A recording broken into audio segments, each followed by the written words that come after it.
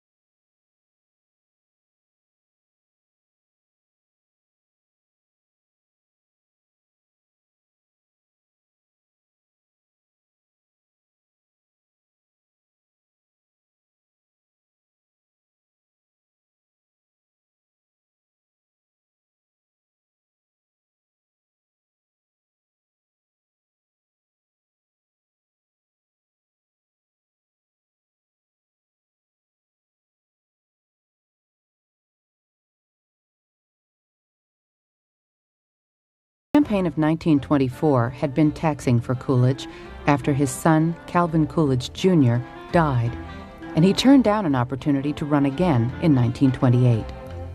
He retired to Northampton, Massachusetts, where he wrote his autobiography, as well as a number of articles for newspapers and magazines.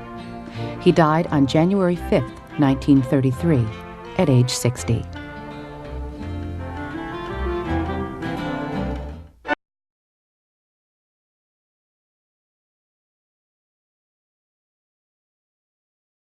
Welcome to Plymouth Notch, Vermont, population 50, on a brisk late September morning.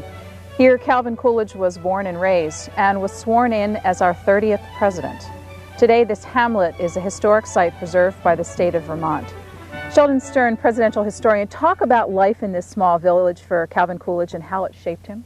I think it's really almost impossible for anyone to understand Calvin Coolidge without coming up here and seeing this place, walking around this place, seeing the sun come up over the mist on the hills, and understanding why for the remainder of his life, all the years in Northampton and Washington, Coolidge would always come up here to rejuvenate himself in the literal meaning of that term, to reconnect himself to his roots. This was essential to who he was. Bill Jenny is inside the Coolidge homestead, and he's the administrator here. Calvin Coolidge was sworn into office right here in Plymouth Notch in a rather dramatic story. Will you tell it to us? It was an event unique in American history, actually. It all began in the late night hours of August 2nd, 1923, when word was received here in Plymouth Notch that the president, Warren G. Harding, died. Calvin Coolidge, as vice president, happened to be visiting here, his family, and so they had to get arrangements made right away so that he would become the next president of the United States. Phone calls were placed to Washington, and the Attorney General gave the go-ahead for Colonel John Coolidge, the president's father, to administer the oath of office in his capacity as a notary public. And so the deed was done at 2:47 a.m. 1923 on August 3rd, and the whole event was quite unique because Calvin's father administered the oath. It's the only time a father has sworn in his son as president. The fact that it all occurred here by the light of a kerosene lamp, the town and indeed the house itself had no electricity or plumbing at this point, was considered very quaint even in 1923, became instantly famous, and literally thousands of people started coming here almost every day to check it out. And that's why we ended up with an instant museum village. We are going to be spending the next couple of hours talking about our 30th president, Calvin Coolidge. And as always, during our American President series, we invite you to join in our discussion. Sheldon Stern and I are in the garden right beside the Coolidge homestead here in the town of Plymouth Notch. And this is a working village. And there will be tourists here throughout the morning who will help you get a real flavor of what this place is like if you come to visit. But we'd like you to join in our conversation. Our phone lines are open, 202-624-1111 for the eastern half of the United States and 202-624-1115 for those living in the Mountain and Pacific time zones. And we'll be going to your calls in just a couple of minutes for a conversation on Calvin Coolidge. And our guest, Sheldon Stern, is a presidential historian who's been based for many years at the JFK Library in Boston, Massachusetts. And you met Bill Jenny on camera. He'll be with us throughout our morning as well. And he's going to be moving out to the front porch of the homestead where he can join in our conversation with your telephone calls. Sheldon Stern, talk to us a little bit about the personality, the character of Calvin Coolidge. Well, of course, it's so difficult to separate the personality of Calvin Coolidge from the so-called Coolidge myth, or the silent cow myth, which became very popular even during his lifetime, and it's certainly been pushed beyond the limits of reality in the last 60 years. However, at the same time, it's essential to recollect and to understand that Coolidge was a shy person. He was not the kind of person you would expect to pursue a political career. Several of his college classmates commented later in life that while they expected him to do well in life, the last thing they expected for Coolidge was a political career, because he was not a glad-hander. It was difficult for him to do that, but he did it. He overcame it, and it was very good at it. And if you look at the record about for example, his rise in Northampton, you see how effective he was going into, for example, the Irish neighborhoods of, and by the way, those are almost all Democratic neighborhoods, and banging on doors and talking to people and taking notes about people's concerns and problems and dealing with them, and eventually did extremely well in those Democratic wards, not to mention in the Republican wards. First call on Calvin Coolidge is from Hallandale, Florida. Good morning. Yes, I wanted to mention something that seems to have been left out in some of the historical accounts. I have a book. I can't put my hands on it right now, but it's somewhere in my library. It says, quotes Coolidge as saying that lowering taxes stimulates and expands the economy. And I believe somewhere else he mentioned that it also increases the revenue. And this was said sometime around 1925 or 6, I believe, and puts him in in the early stages of supply-side economics, leading Kennedy and Reagan and Bush. Thank you. Thank you. Well, in fact, he was a president often cited by Ronald Reagan. Oh, yes, indeed he was. It was Reagan who put his portrait back in the White House. I don't know if it's still there. I doubt it.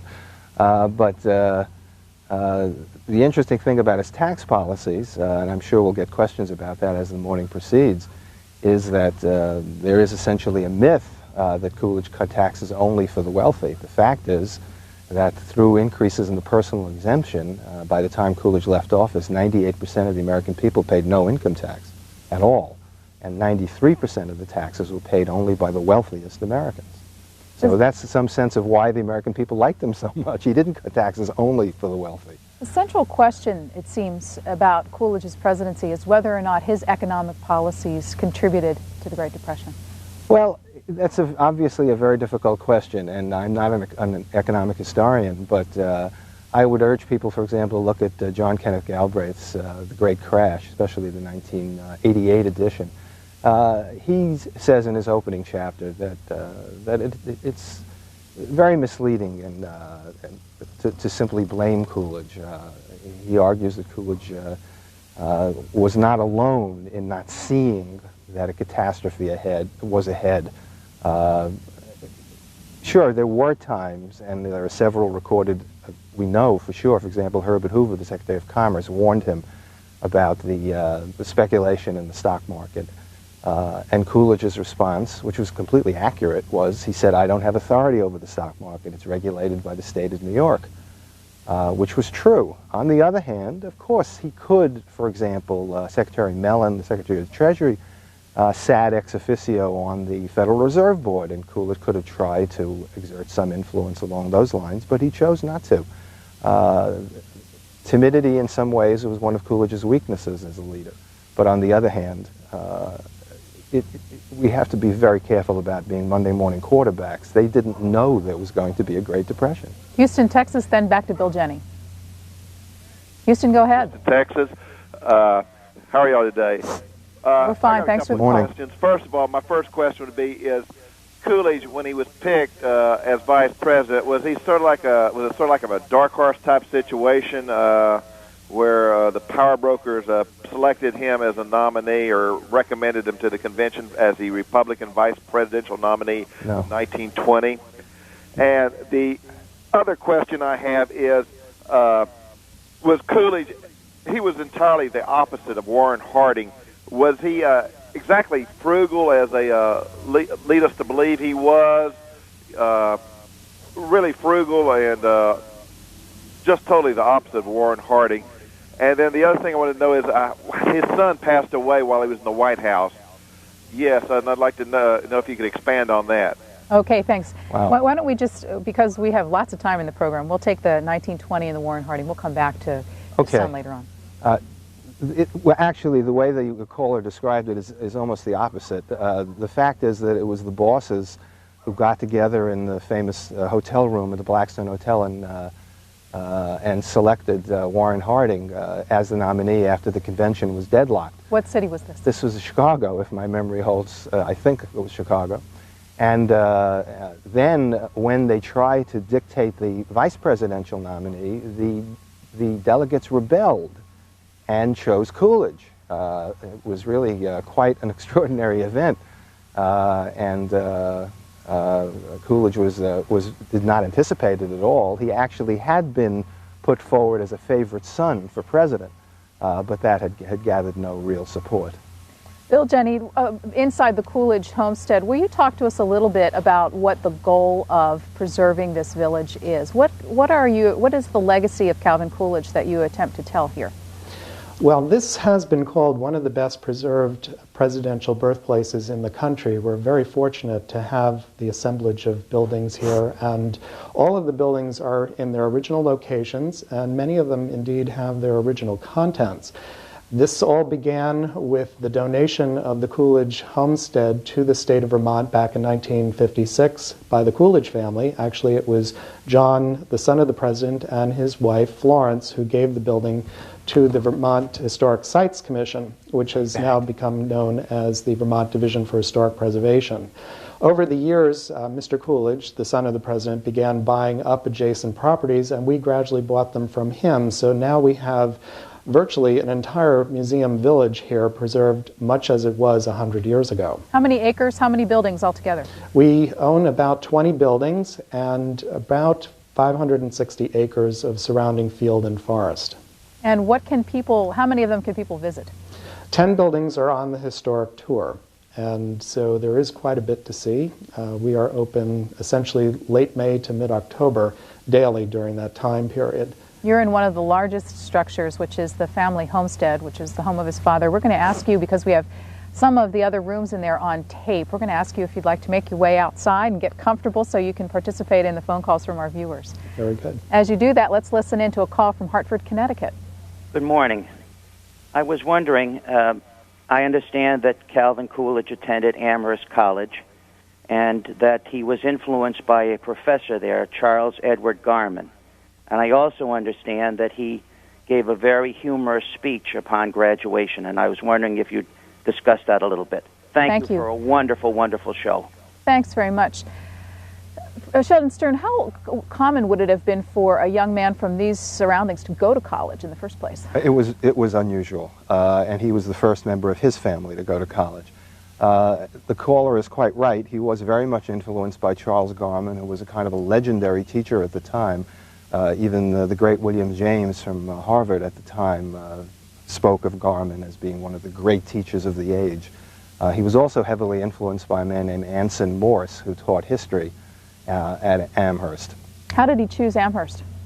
I'm not exactly sure about why he chose Amherst. He had some problems getting in. His preparation was not entirely adequate, and he had to take some special courses in Vermont. I think it was at the Black River Academy to bone up for it. Then when he went in 1890, I guess it was, he got sick, and his father had to come and take him home, and then he didn't actually come back and start until the following year. I think it was 1891. I think it was the class of 1895 that he graduated in. As to the Grove Oration, which what the caller was referring to, it's an extraordinary part of the Coolidge story because he started out as a very shy, very reticent young man who had few friends, but gradually he really flowered by his junior and senior years and was recognized by his fellow students as a person of a great wit,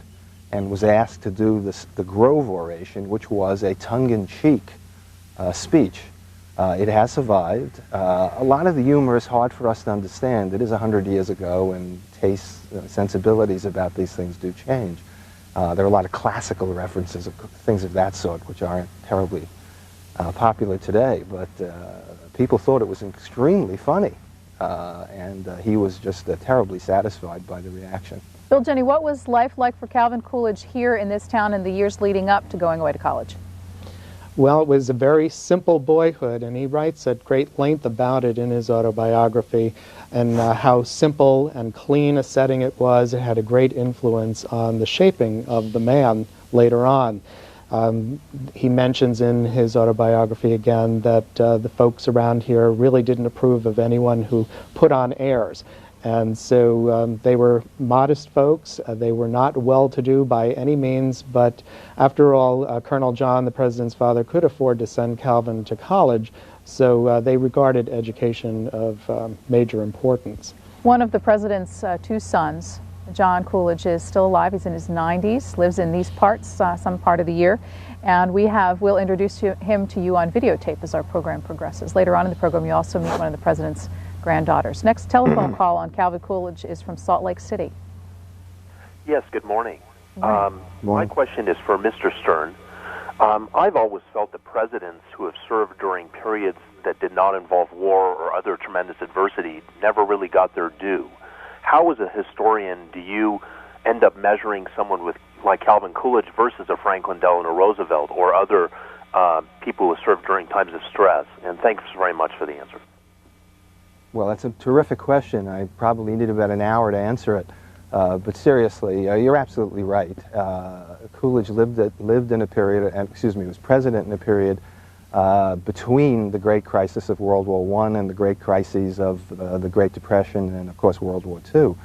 And I think that has helped to contribute to what I feel is an extremely misleading and inaccurate picture of Coolidge that we see throughout American education, in textbooks, and curricula, in monographs, et cetera, et cetera. I think that is a significant factor, and also, of course, because the history of that period was largely written in its first great wave in the 40s and 50s by Roosevelt historians. I think this is changing now. There was a two-day conference held at the Kennedy Library last summer called Calvin Coolidge Examining the Evidence, just to show you the kind of people who came. Former governor and Democratic presidential candidate Michael Dukakis gave a wonderful talk about Coolidge as a state legislator and governor, concluding that he was a hard-working, effective, progressive political figure in Massachusetts. And he's talking about Calvin Coolidge. For Bill Jenney and Sheldon Stern, next call is Bonham, Texas. Hello. Morning.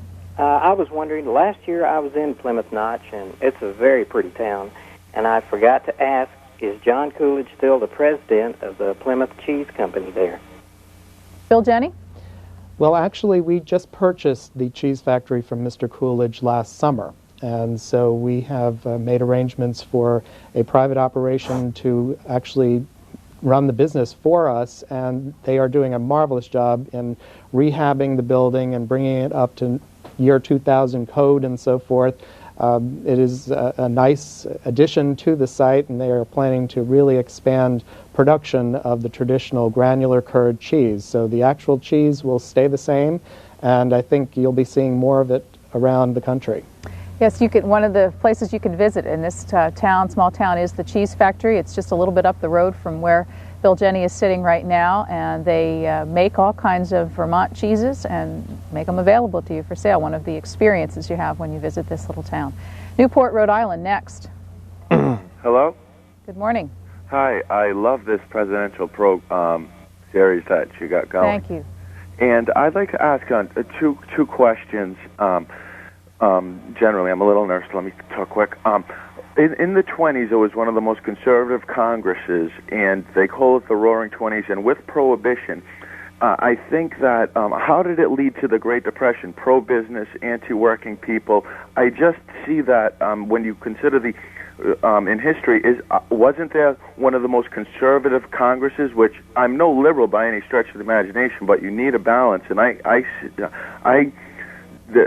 think that after seeing what happened in the 20s, I do not want a Republican controlling all three houses of government, because I'm worried that it will happen again. I think you need a balance. And question number two is about the KKK, how in 1925 it peaked, and how there were prominent politicians and this and that. And I just wanted to know what was Calvin Coolidge's, what was his opinions on the KKK, which was a disgraceful organization. Thank you. Thanks. Let's start with the whole question. The Prohibition question actually leads to, what is his relationship with the Republican Congress? He was never effective in his dealing with Congress. Some historians disagree with that. That's my judgment. He had been very effective as a governor in Massachusetts dealing with the legislature, but he had some problems with Congress, which we don't really have time to go into. I'd like to say something about the Klan question, though, which I think is extremely important. It's very, very common when you look at American history textbooks. I've actually done a study of this myself, and I've counted them. It's remarkable how often, if they choose a picture from the Coolidge period, they choose the picture of the Klan march down Pennsylvania Avenue in 1925. And the implication is that somehow this reflects the Coolidge era, or that Coolidge was somehow sympathetic. And nothing could be further from the truth. Coolidge despised the Klan. And Perhaps there are those who argue, and I think they have a point, that he should have said so. But right after the Klan march, Coolidge went and spoke, I think it was in Denver, to the National Convention of the American Legion, and in an extraordinary speech denounced racial bigotry, denounced religious bigotry, said that the country would never survive if it were divided that way. It's an extraordinary speech, and you have to conclude that it was directed against the Klan. There are also significant things that have been uncovered recently by several scholars about his private remarks about the Klan. Sure, he could have been more forceful, but being forceful was not Coolidge's style. A thought on the general conditions for black Americans in the 1920s? We were coming out in the 20s of probably the worst period of race relations in American history, the period from roughly 1900 to 1920, the peak of lynching, race riots all over the country, which were almost always instigated by white hooligans. A terrible, terrible period, sort of in some way symbolized by the film Birth of a Nation, which came out during the Wilson administration. The record of the Harding-Coolidge-Hoover era is certainly not a sterling record in civil rights, but I would argue that it was a lot better than Woodrow Wilson. Harding and Coolidge both called for anti-lynching, federal anti-lynching legislation. Coolidge asked for that in his first speech before Congress as president in December of 1923. He asked for the appointment of a national commission to deal with racial tensions. We know that behind the scenes, I referred before to some work that other people are doing, that he was taking steps to get rid of segregation in the federal government in Washington. There's a wonderful anecdote, one of my favorite. It comes from the book by Edmund Starling, the chief of the Secret Service, who said that once he said to Coolidge, he was referring to a member of the White House domestic staff, I don't remember the man's name, and he referred to him as so-and-so as a fine colored gentleman. And he said that Coolidge stopped him. They were walking on the White House grounds, and he said, "No, he is a fine gentleman." Palm Springs, California, you're next. Good morning. Can you hear me? Yes. Oh, okay, great. I just had a couple of quick comments. The first was, I think that historians don't give Coolidge his due because he was one of the few presidents of the 20th century who recognized that there were limitations placed upon the federal government by the Constitution. And I just felt that he had that historians undervalue Coolidge and overvalue Roosevelt and Wilson and the like because of that. And I just think that Coolidge and Cleveland are the two presidents who never get their due. I'll just stay on the line and listen to what you have to say. Well, thanks very much. We're going to move on because that's a comment rather than the question to Hobbs, New Mexico. Good morning. Good morning. I teach government in a small college after 33 years teaching history in high school, and I am enjoying your program very much. Wanted to ask whether programs that a person may have missed would be available on a video. In fact, they are. You can call 1-877 on C-SPAN and talk to the folks who work at C-SPAN's archives about all of the materials on videotape. They also can talk to you about numerous teaching aids that we have for sale available to the public, timelines of presidential history and all that. So it's 1-877 on C-SPAN, or you can find it on the internet at cspan.org/shop. You have a question for us as well? All right, we've lost that caller. Bill, Jenny, why don't you tell us a little bit more about the homestead, if you will? The homestead is perhaps the gem of the village. It is preserved virtually as it was in 1923 when the big event occurred, and that is largely thanks to the Coolidge's housekeeper who was with the family for nearly 50 years. She, by the name of Aurora Pierce, saved everything and in fact didn't let the family put electricity or plumbing into the house, preserving everything as it was. And so now folks can come into the building and see the tables, the chairs, the pots and the pans in the same places they've been in for virtually 76 years. And we have some of that on videotape. Perhaps we can show that now and you can talk us through what we're seeing. This is the so-called shed bedroom, and on the bed happens to be a quilt that Calvin Coolidge pieced when he was only 10 years old. Anyone who knows their quilting patterns will realize that this is a very difficult pattern. It's called tumbling blocks, essentially a three-dimensional block design with a superimposed six-sided star. Very common to teach farm boys how to sew in those days. On the wall is hanging Calvin Coolidge's grandfather's frock, and it was a very practical farming outfit used to protect the clothing from getting dirty. On the wall also is a pair of handcuffs that Colonel John would use. He was town sheriff, and if he didn't have time to get his prisoners to jail over in Woodstock, he would handcuff them to the bed and take their clothes, and I suppose that would work on a cold winter night. The privy here was the only facility in the house when the President of the United States stayed here. We're now in the kitchen, and again, very simple, modest furnishings, the original kitchen stove, and we, on the table, have the place setting as it would have been after the evening meal. In fact, it was a Coolidge family custom to turn the plates upside down on the table after the dinner was finished and dishes were washed. The custom being that not only would it prevent the dust from settling on the dishes, but they were not permitted to turn the plates over until after breakfast grace was said. Why don't we stop at that point and we'll take a telephone call next from San Antonio, Texas. Yes, how you doing? I want to talk a little about this is what Lowell Thomas called the #1 news story of the 1920s, and I'll tie this to Calvin Coolidge very quickly.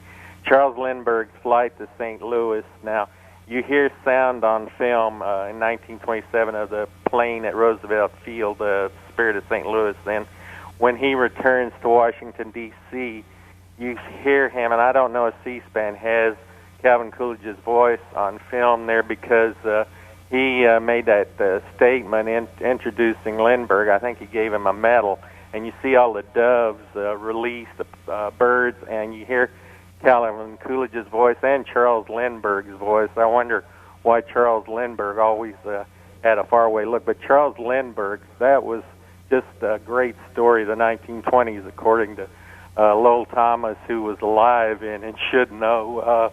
Also, tell us about Dwight Morrow and Morrow Lindbergh's father and his friendship with Calvin Coolidge. I'll hang up and listen. Thank you. Thanks very much. Bill, Jenny, do you have any preservation here of the story of Lindbergh's flight?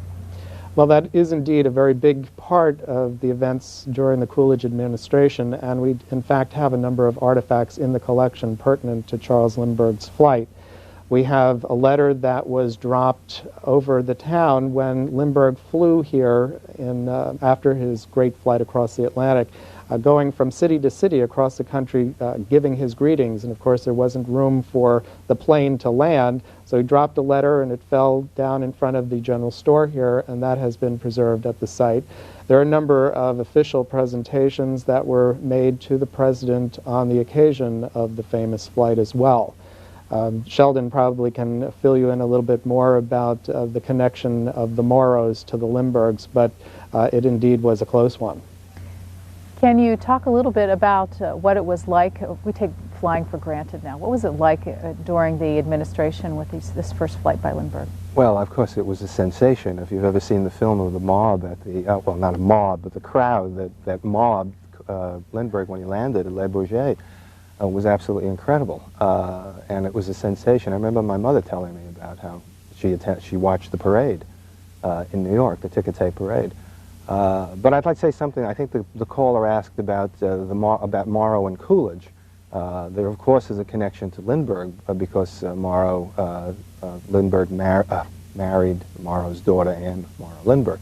But Dwight Morrow was Coolidge's classmate and friend at Amherst College, and they remained friends for the remainder of their lives. And there are some wonderful anecdotes that have survived about Morrow's feelings about Coolidge. My favorite, actually, is that once when I think Coolidge was in the state legislature, Morrow sent him the works of William Graham Sumner, the great laissez-faire spokesman, writer. And interestingly enough, Coolidge sent it back after reading it, and his comment was, that he thought it was interesting, but that Sumner had completely missed the whole question of service to others, which I think tells you a lot about Calvin Coolidge.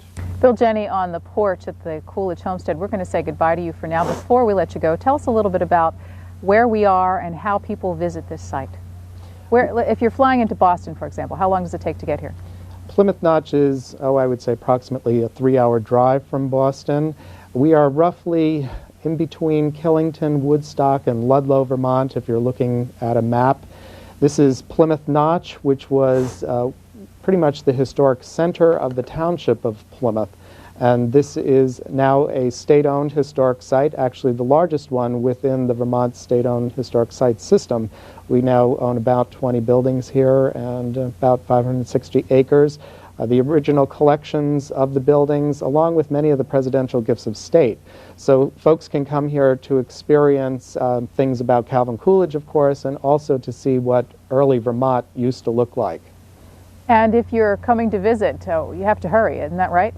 That's right. We close for the season on October 17th, and we'll reopen again next year on May 20th. So it's essentially a late May to mid-October schedule. Those who can make it here over the next couple of weeks, how much does it cost to visit? Our admission fee is very modest. Adults are $5. Children 14 and under are free. We have all schools on site for free as well, and of course there is a special rate for AAA members and a group discount for motor coaches. How many visits do you get each year? We get approximately 40,000 visitors throughout the year, and when I say throughout, we do have one building open during the winter months, and that is the regional office of the Division for Historic Preservation. It's open most weekdays during the winter and has exhibits especially designed for our winter guests. In fact, there's one school visiting us this morning. That's correct. It's actually the Plymouth Elementary School, and we're very happy to have them here today. It is still a one-room school here in Plymouth, and it's K to 6, and I believe they have approximately 37 students. Well, we thank you for all of your help, you and your staff here, in allowing us to visit this morning, and we'll be talking with you a little bit later. Thank you.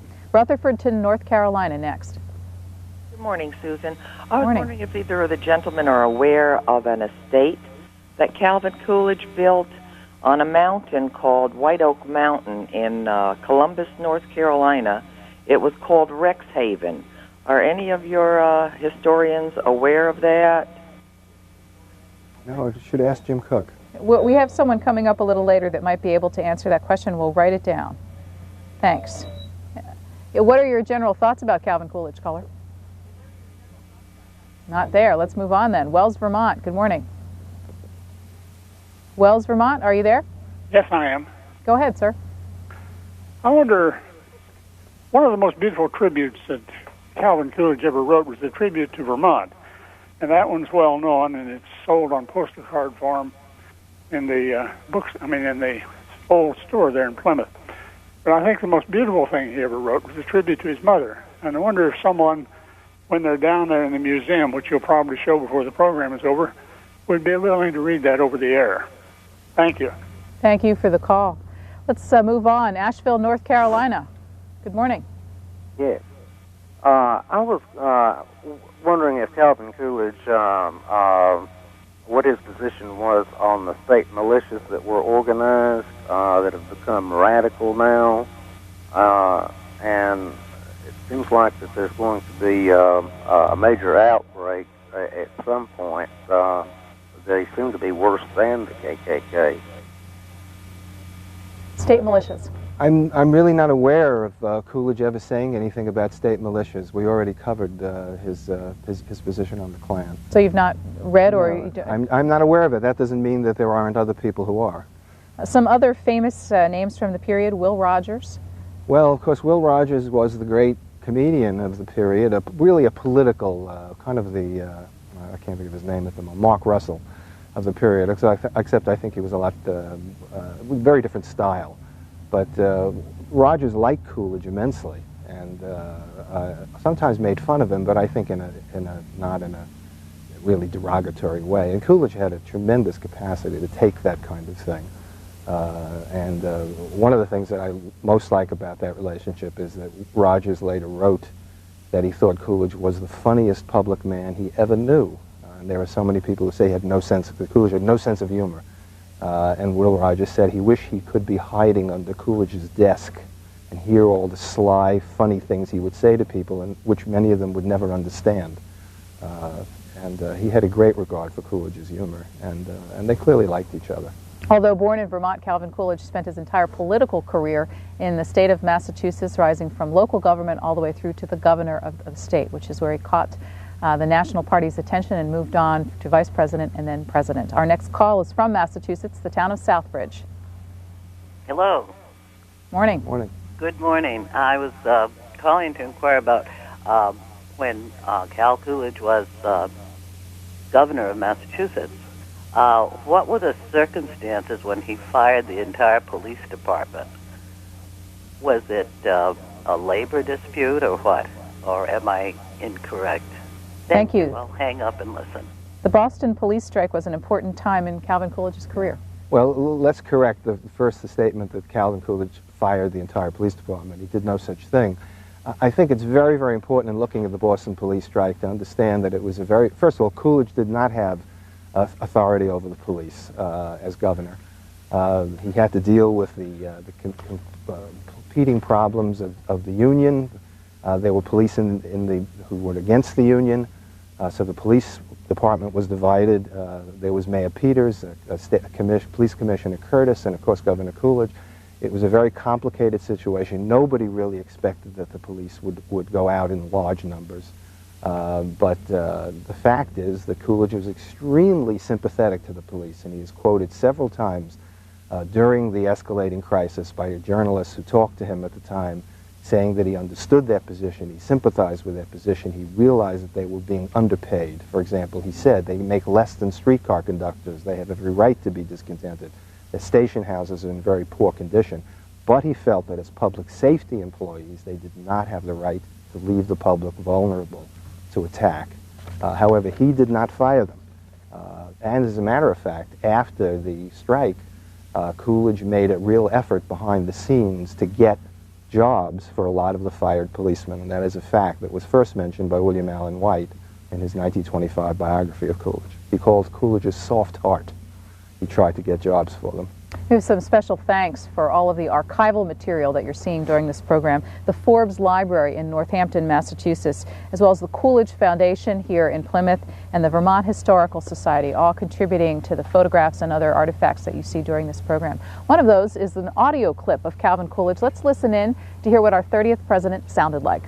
Already we have sufficiently rearranged our domestic affairs so that confidence has returned, business has revived, and we appear to be entering upon an era of prosperity which is gradually reaching into every part of the nation. And joining us now on the steps of the store where he worked as a youth is the president himself, who's visiting his hometown of Plymouth Notch. Mr. President, we've had a request already from a viewer who wants to hear a bit of your ode to your mother. I'd be pleased to repeat that. That is in my autobiography. And, well, I said that it seems to me impossible that any man could adequately describe his mother. I cannot describe mine.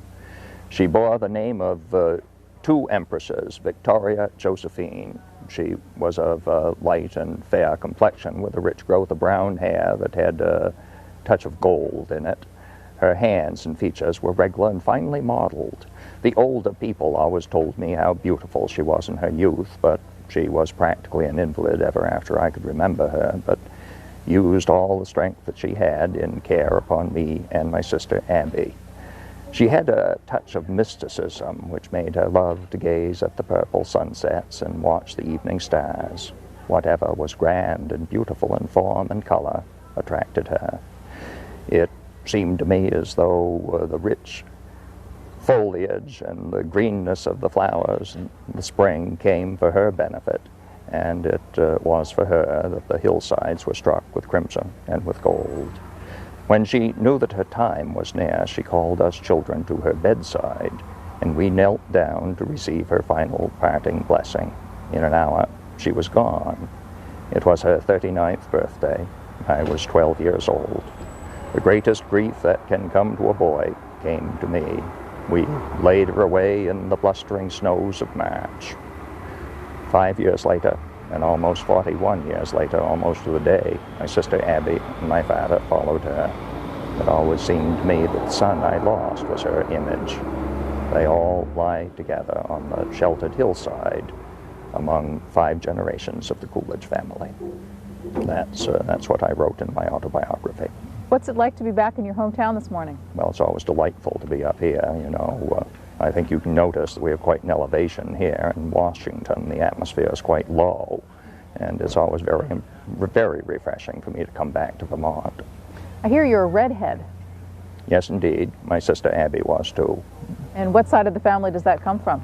I'd say from the Coolidge family. How many brothers and sisters are there altogether in the Coolidge family, your generation? Well, I had my sister Abby, and she died just as I was about to graduate from Black River Academy in Ludlow. That's about 12 miles from here, so that was just my one sister. Could you stay with us for a bit while we talk to some of our viewers about your presidency? I'd be delighted to. Los Gatos, California, with President Coolidge and also Sheldon Stern, who is a presidential historian. Good morning. I'm thoroughly enjoying your program. And Calvin Coolidge had a wonderful statement on perseverance. And I was very interested in when he went to the academy in Ludlow, the subjects that he took, and later when he was working in the law office, how he learned about law and how a lot of it was self-taught. So would you comment on that, please? Thank you. Mr. President, you want to take that? Well, there are several things to comment upon. It was at Black River Academy over at Ludlow that I had my first introduction to the Constitution of the United States. And the study of it, which I then began, has never ceased. And the more I have studied it, the more I have come to admire it. No document devised by the hand of man has ever brought so much happiness and contentment to civilization. The good it has done can never be measured. I know that there was more to that question than, well, let's see, the law. I did read for the law in the law office of Hammond and Field in Northampton. And that's pretty nearby Amherst College. And that's why at first we had thought I'd go to a college for that purpose, but we learned that there was an opportunity, and I applied there, and I was accepted. I was pronounced qualified to practice in the courts of Massachusetts just before my birthday in 1897.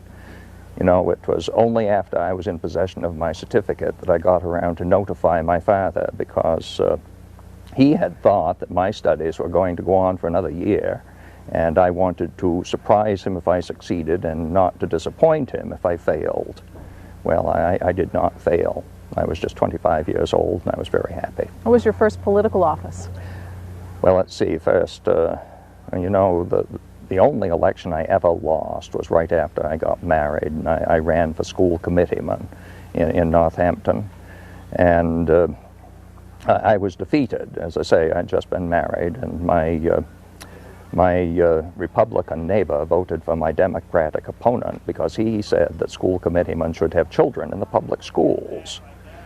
And you'd think he would have given me a little opportunity to provide the lacking ingredient. The fellow that beat me that day was named Kennedy, John Kennedy. Of course, I knew John Kennedy. John Kennedy was a friend of mine. That is John J. Kennedy. He was a real estate agent in Northampton, and he was duly elected member of the school committee. But I went on after that, and I ran for the House of Representatives in Massachusetts. And in an election in which I secured a large number of Democratic votes, I was elected by a very small margin. In that first term in the House, I favored measures to provide for the direct election of United States senators, another that would curb certain unfair trade practices, and the third to give the vote to the women. But these measures did not have the approval of the conservative element of my party, and they all went down to defeat. But I had all the assurance of youth and ignorance in supporting them, and later I saw them all become the law. Well, pardon me for interrupting a president, but let's take a telephone call from Keller, Texas. Yes, there is a game lodge in the Black Hills of South Dakota that's still referred to as the Summer White House because President Coolidge spent, I guess, quite a lot of time there during one summer. I was curious about how did this vacation come about? Of all the places a president could vacation, why did he choose the Black Hills? Thanks very much. Mr. President, will you take that? And also an earlier caller inquired about a place that you may have built in North Carolina's hills. Well, let me deal with North Carolina first. That really was after my time. Mrs. Coolidge spent some time down there, and that was after I had departed these regions, and she was on her own when she spent some time down in North Carolina, and it is my understanding she enjoyed herself down there a great deal. Now, regarding South Dakota, I went out there in the summer of 1927, and people always want to know why I had these summer White Houses all over the country. Well, if you've ever spent a summer in Washington, I don't think you'd ask that question. That was why I was out in South Dakota, and I understand it is the first time a president spent, well, his summer west of the Mississippi. And as the gentleman says, I was in Custer State Park in the Game Lodge. And in August of 1927, I held a press conference, and my conference was at the school in Rapid City, the high school. And I urged the reporters to line up on one side of my desk, and as they passed by in front of me, I gave each one of them this little slip of yellow paper. And when they unfolded it and looked at it, it said, "I do not choose to run for president in 1928. The office takes a heavy toll on those who occupy it and on those who are dear to them." I chose my words very, very carefully, but there were some people who were mystified as to my meaning. About 10 days after that, in South Dakota, we went off up into the hills, and I dedicated a work that was about to commence on the side of Rushmore Mountain. There was a sculptor named Borglum, and he had it in mind to put the image of 4 of our presidents up on the side of the mountain. I've been told that when I went to that dedication, I rode a horse up there. I believe it was named Mistletoe, and it is my understanding that that is the last time a president traveled on horseback to deliver a major address. Little Rock, Arkansas. Good morning. I may have tuned in a bit late, and you may have already covered this, but I understand that one of the president's sons, John Coolidge, is still alive. And I had a couple of questions. Number one, does he still live in the area, and is he active? I guess I know he's up in years.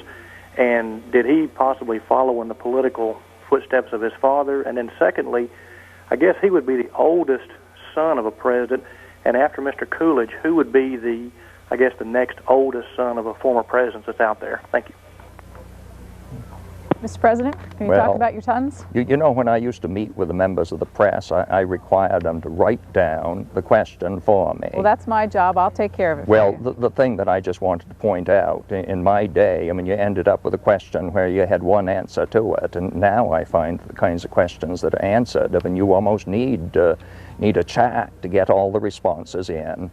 Well, Mr. Coolidge, Mr. John Coolidge, my oldest son, is nearby here as I speak today, and he's been spending his years up in Vermont now. And he spent his first winter, this past winter, in Vermont, and so he feels that he is a real Vermonter.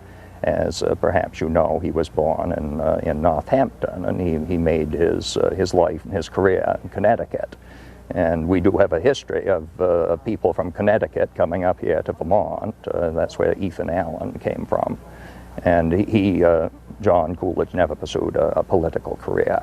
Now, do you want to refresh my mind on any other aspects or elements of that question? Well, I think that you covered the general gist of what he had to say. In fact, the president had 2 sons. President Yes. Grace had 2 sons, and one of the sons, John, died while the president was in office. Some folks say that it was your despair over his death that really led to your decision in 1928.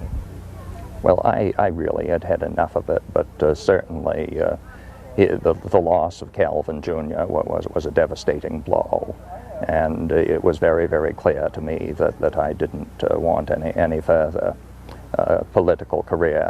I'd given enough, I felt, and it was time to go home. So I really was very, very clear in my mind. You know, if I had taken another term in office, I would have been president longer than any other man had ever had it. I think too long. We talked to John Coolidge about his father and also about the death of his younger brother during the White House years. Let's listen in, and you can see John Coolidge in his 90s living in this area today. You mentioned your brother, Calvin Jr. Do you have any fond memories of him that you'd like to relate? Well, we were always together. We run together and prepared our school. We were always together. He was a fine boy, very brilliant boy. I had trouble keeping up with him in school. He was a better scholar than I was. He was quiet. He didn't always join in some of the things that I did. For instance, he was not interested in baseball, which I was. He loved to read books.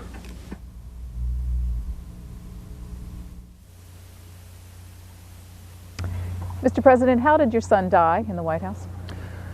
Well, it was the summer of 1924, and he and John had come back to Washington from Mercersburg Academy.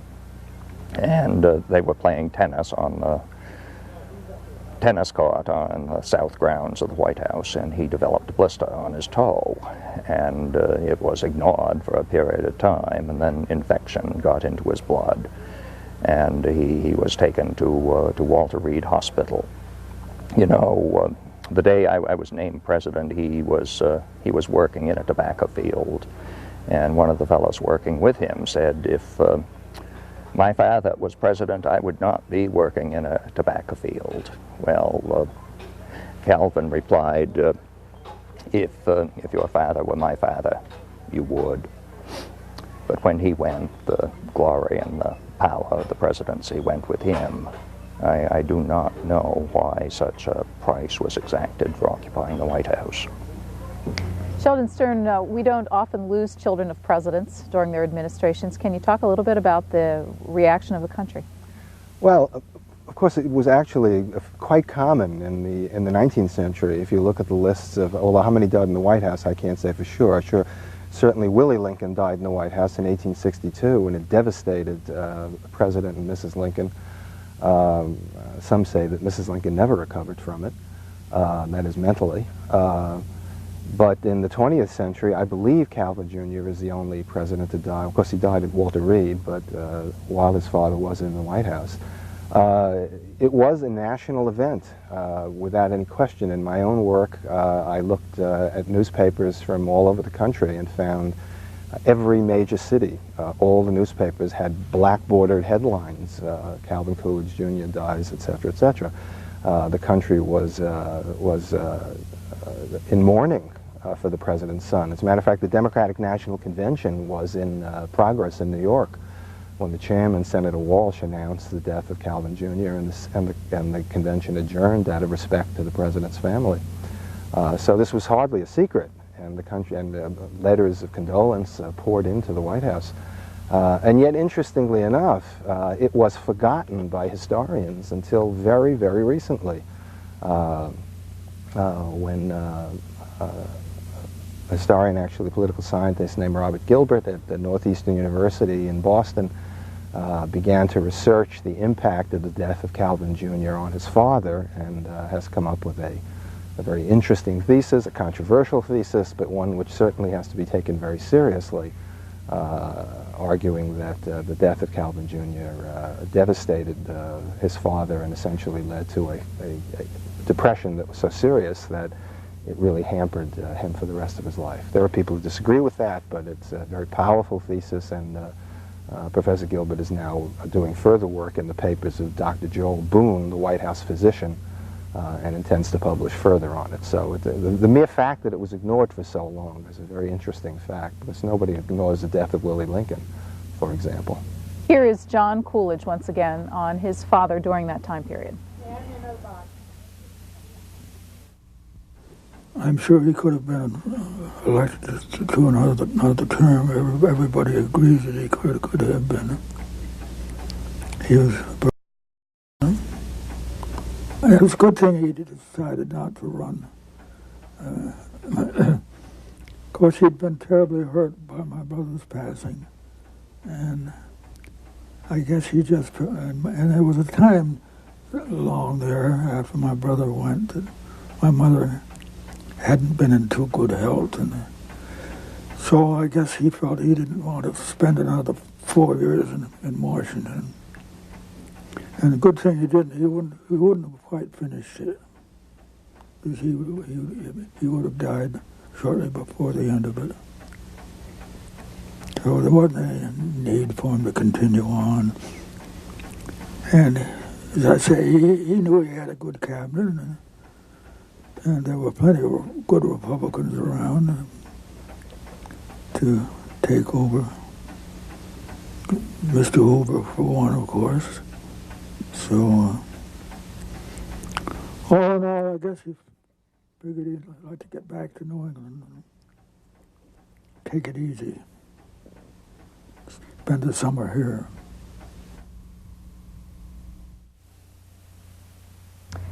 In fact, Mr. President, how many years did you survive after you left the White House?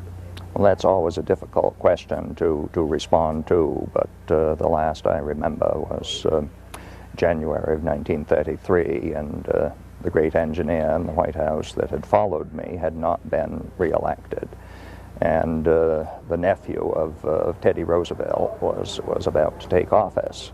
And it was early in January, and I went down to my office and then came on back home. And there was a fellow working on the furnace, and that was the home of the Beaches. That was the second the house that we moved into after we left Massasoit Street. And I called downstairs to the fellow working on the furnace, and he never could remember what it was I asked him about. And we had a puzzle set up on a card table of President Washington. I added a piece or two to it, and then I went upstairs and thought I would shave, and that's the last I remember on that day. Just 60 years old. That's true, yes. Next telephone call on the life and presidency of Calvin Coolidge, our 30th president, is from Seabrook, Texas. Yes, good morning. Morning. My name is John Turner. I, about 30 years ago, was assisting my daughter with a high school term paper, and she had drawn Mr. Coolidge's name and was rather distressed because she didn't think there was enough meat in it for her to do a good job. But one of the things I came across is that after he was elected to the Massachusetts legislature, when he went to Boston, he carried a sealed letter of introduction to the top man in his party in the legislature there. And among other things, it said, quote, "Like a singed cat, he is better than he looks." And what'd you think of that, sir? Pardon? What did you think of that? I thought it was quite interesting. All right, thanks for your call. We appreciate it. Another touch of Calvin Coolidge's humor there. And I wanted to ask Sheldon Stern a little bit about the Republican Party in Massachusetts. Well, I think one of the important things to understand is people who look back at it now often are confused that it was the Republican Party in the early part of the century that was really the progressive or quote-unquote liberal party in Massachusetts. The Democratic Party was often more conservative, although that was in the process of changing during Coolidge's political career. But Coolidge, for example, in 1914, when he was the president of the Massachusetts Senate, wrote the so-called social justice platform of the Massachusetts Republican Party, which is a document that is so extraordinary for some of the progressive legislation that he requests and he defends, that William Allen White, writing in 1925 in his first book about Coolidge, said, if Coolidge had brought a program like this before the before the United States Congress in 1925, the leaders of the Republican Party would have jumped out of the windows to get out of the presence of a Red.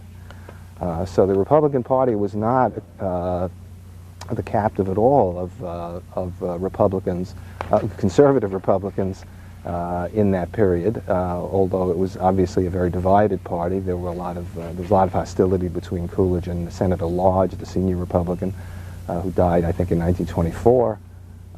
But Coolidge very much represented the more progressive wing, as those who have looked fairly and objectively at his record have been able to determine. Cartersville, Georgia. Hello. Good morning. Good morning. I've an old book that was an autobiography of Calvin Coolidge, and I understand there were only 1,000 of them printed, and he has signed it. And I'm certainly going to read it over again. I have read it. And my cousin was in Amherst about the same time as Calvin Coolidge. And therefore he acquired this book sometime later, of course.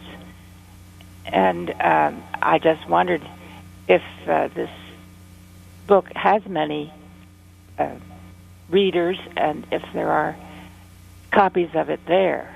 Thanks very much. Mr. President, when did you write your autobiography? Well, that was in 1929, right after I got out of the White House. It ran in a serialized version, the last chapter, in fact, running first in Cosmopolitan magazine. And I think they went back and picked up the first chapter and went on through it. What kind of critical acclaim did it receive at the time? Well, it got some very, very fine comment, and I received, subsequently, I received many offers to write elsewhere. And I did end up writing a daily column for the syndicated newspapers. Did you make any money off your autobiography? Yes, indeed, I did. It has been variously estimated at the time that I made about $5 a word. $5 a word, and how long is it? Well, it's got close to a couple hundred pages in it. So we could do some quick math. Why don't you do it for us? How much money did you make? Well, I never was much of a mathematician. Mr. President, you're being coy. I never care to discuss finances in any public way. Well, in fact, are people still able to buy your autobiography today? Is it still published? Yes, indeed, they can. In fact, recently I did a reading where they can get like a 90-minute recording of me reading my autobiography, and I must confess that a number of the words I've been articulating the best I can this morning have been drawn from my autobiography. If I said it once, I don't see any point in trying to make up something new for me to say again. Your autobiography is also available for sale here in the general store right behind you. So there are opportunities for people to buy it, and you can certainly contact the folks here at the site if you want more information on that. Yes. Thank you, Mr. President. One of the reasons that we're doing this series is to help teachers teach about the lives of American presidents and their role in the development of American history. Each one of our programs we have spoken with a teacher or a student in a school named after one of the presidents that we're talking about. This morning you will meet by telephone Callie Brunelli, a second grade teacher at Calvin Coolidge School in Binghamton, New York. Good morning, Callie Brunelli. Good morning. What do your students know in the second grade of Calvin Coolidge? We really teach just the basics, where he was born and the kind of a man he was, and the basics that you would teach with any president I teach second grade, so it's very primary level. What is your sense of what kind of man Calvin Coolidge was? Well, he's a very good role model for our students as far as our character education program, because we stress his honesty and integrity and his work ethic. And we especially like the fact that he was very quiet and listened instead of talking. And we've learned that he would learn as much as he could about a problem before tackling the problem, and that's what we try to tell our children. So have you been watching this morning? No, the place that I'm on the phone is not where the television could be seen. Oh, well, have you ever been to this site here in Vermont? No, I haven't. But what about his early childhood here? Are you aware of, and how does it figure into your teaching young children? Well, we have a very working class neighborhood in our community. In fact, ours is one of the few schools that most of the children walk to school, and that we have second and third generation children, parents, grandparents who went to this school at various times. And so we talk about him working on the farm and the fact that his father was the one who swore him in to be president when he heard that he was going to be president, and that he worked on his grandfather's farm. And so those are the kinds of things that we talk about in second grade. Does the school in general do any particular ceremonies about the president? Is there a teaching program attached to it for the school? We have a Calvin Coolidge Day. Because Calvin Coolidge's birthday is in the summer, we can't celebrate it right on his birthday. But every other year we do a big ceremony or a big project on Calvin Coolidge where children write essays, and then we celebrate one day where we all wear red, white, and blue, and it's Calvin Coolidge Day, and display our work that we've done. While we're talking to you, let me invite other teachers who might teach about the lives of the presidents that we have teaching materials available that you can use. There are two ways to get it. You can telephone our educators hotline, 202-626-4858, 202-626-4858, or you can reach us on the internet at cspan.org/classroom. And we've got an entire teaching kit of materials about the American presidents. You can see it there on the screen, and also lesson plans distributed on the web. Is it easy to teach about presidents, Callie Brunelli, even for young children?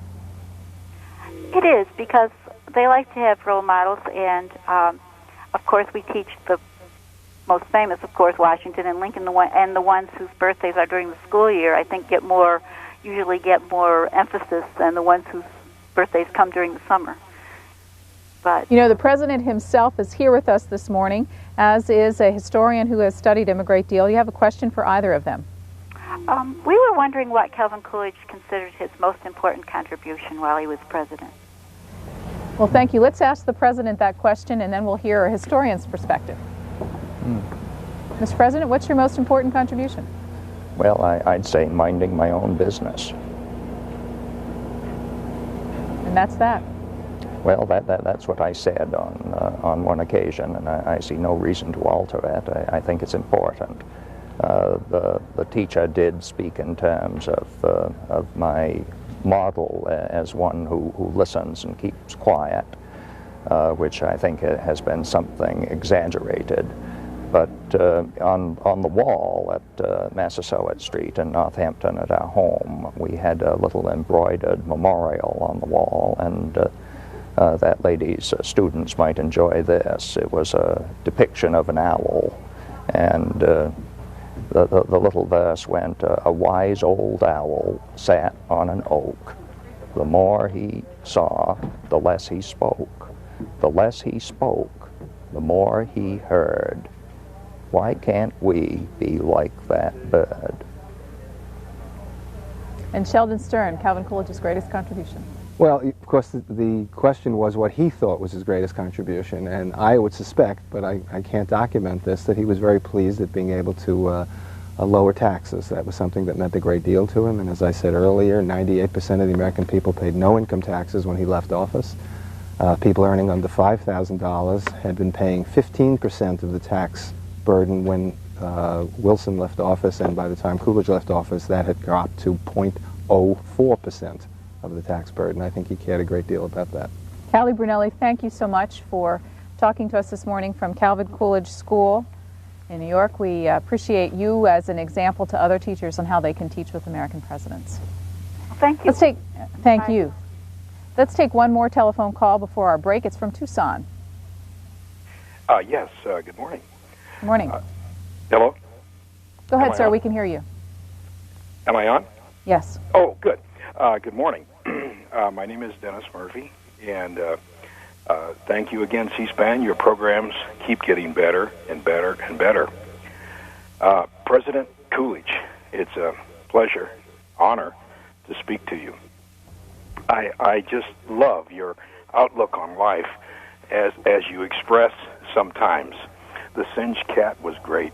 The one I read recently that I can relate to and shows me some tinge of your outlook on life is the one about the problems coming down the road that you can see, and usually before they get to you, they fall in a ditch. And I just love that one. Thank you. Yes. And Mr. President, can you tell us a little more about it? What was the Well, exact phrase? what the gentleman referred to is pretty much my philosophy in government is if you see 10 troubles coming down the road toward you, wait. And there's a very good chance that 9 of them will go off the road into the ditch, and you'll only be left to deal with that one essential problem. It always seemed to me that Theodore Roosevelt's problem was he would hear a report of some problem over the horizon, and he'd rush off to deal with it. And my view was always that you should wait until there's an issue that has developed that requires your legislation or your executive decision.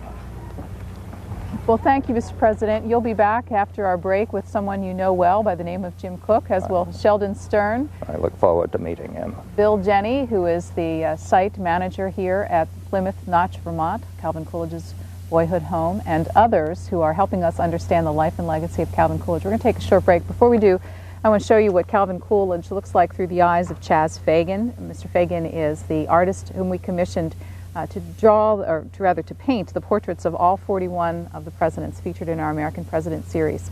We are making all of them available to you in a package, looks just like this, and it is one of the many products that we are offering at 1-877 on C-SPAN, and they will talk you through all kinds of things we have available, all for the education of the American presidents.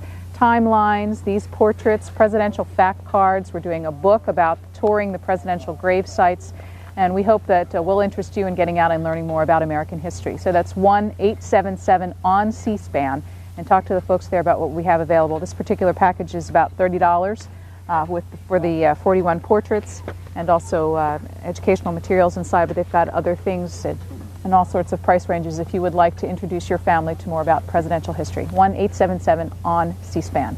We'll be back in just a couple of minutes to talk more about President Calvin Coolidge.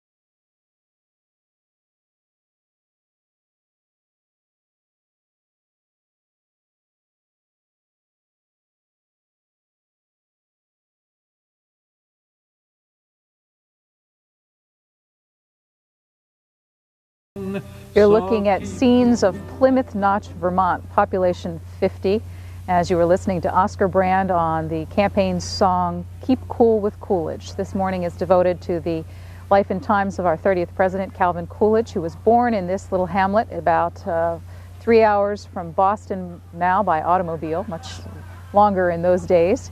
And it is a restored historic site, preserved historic site, just as it was during the time of Calvin Coolidge's youth.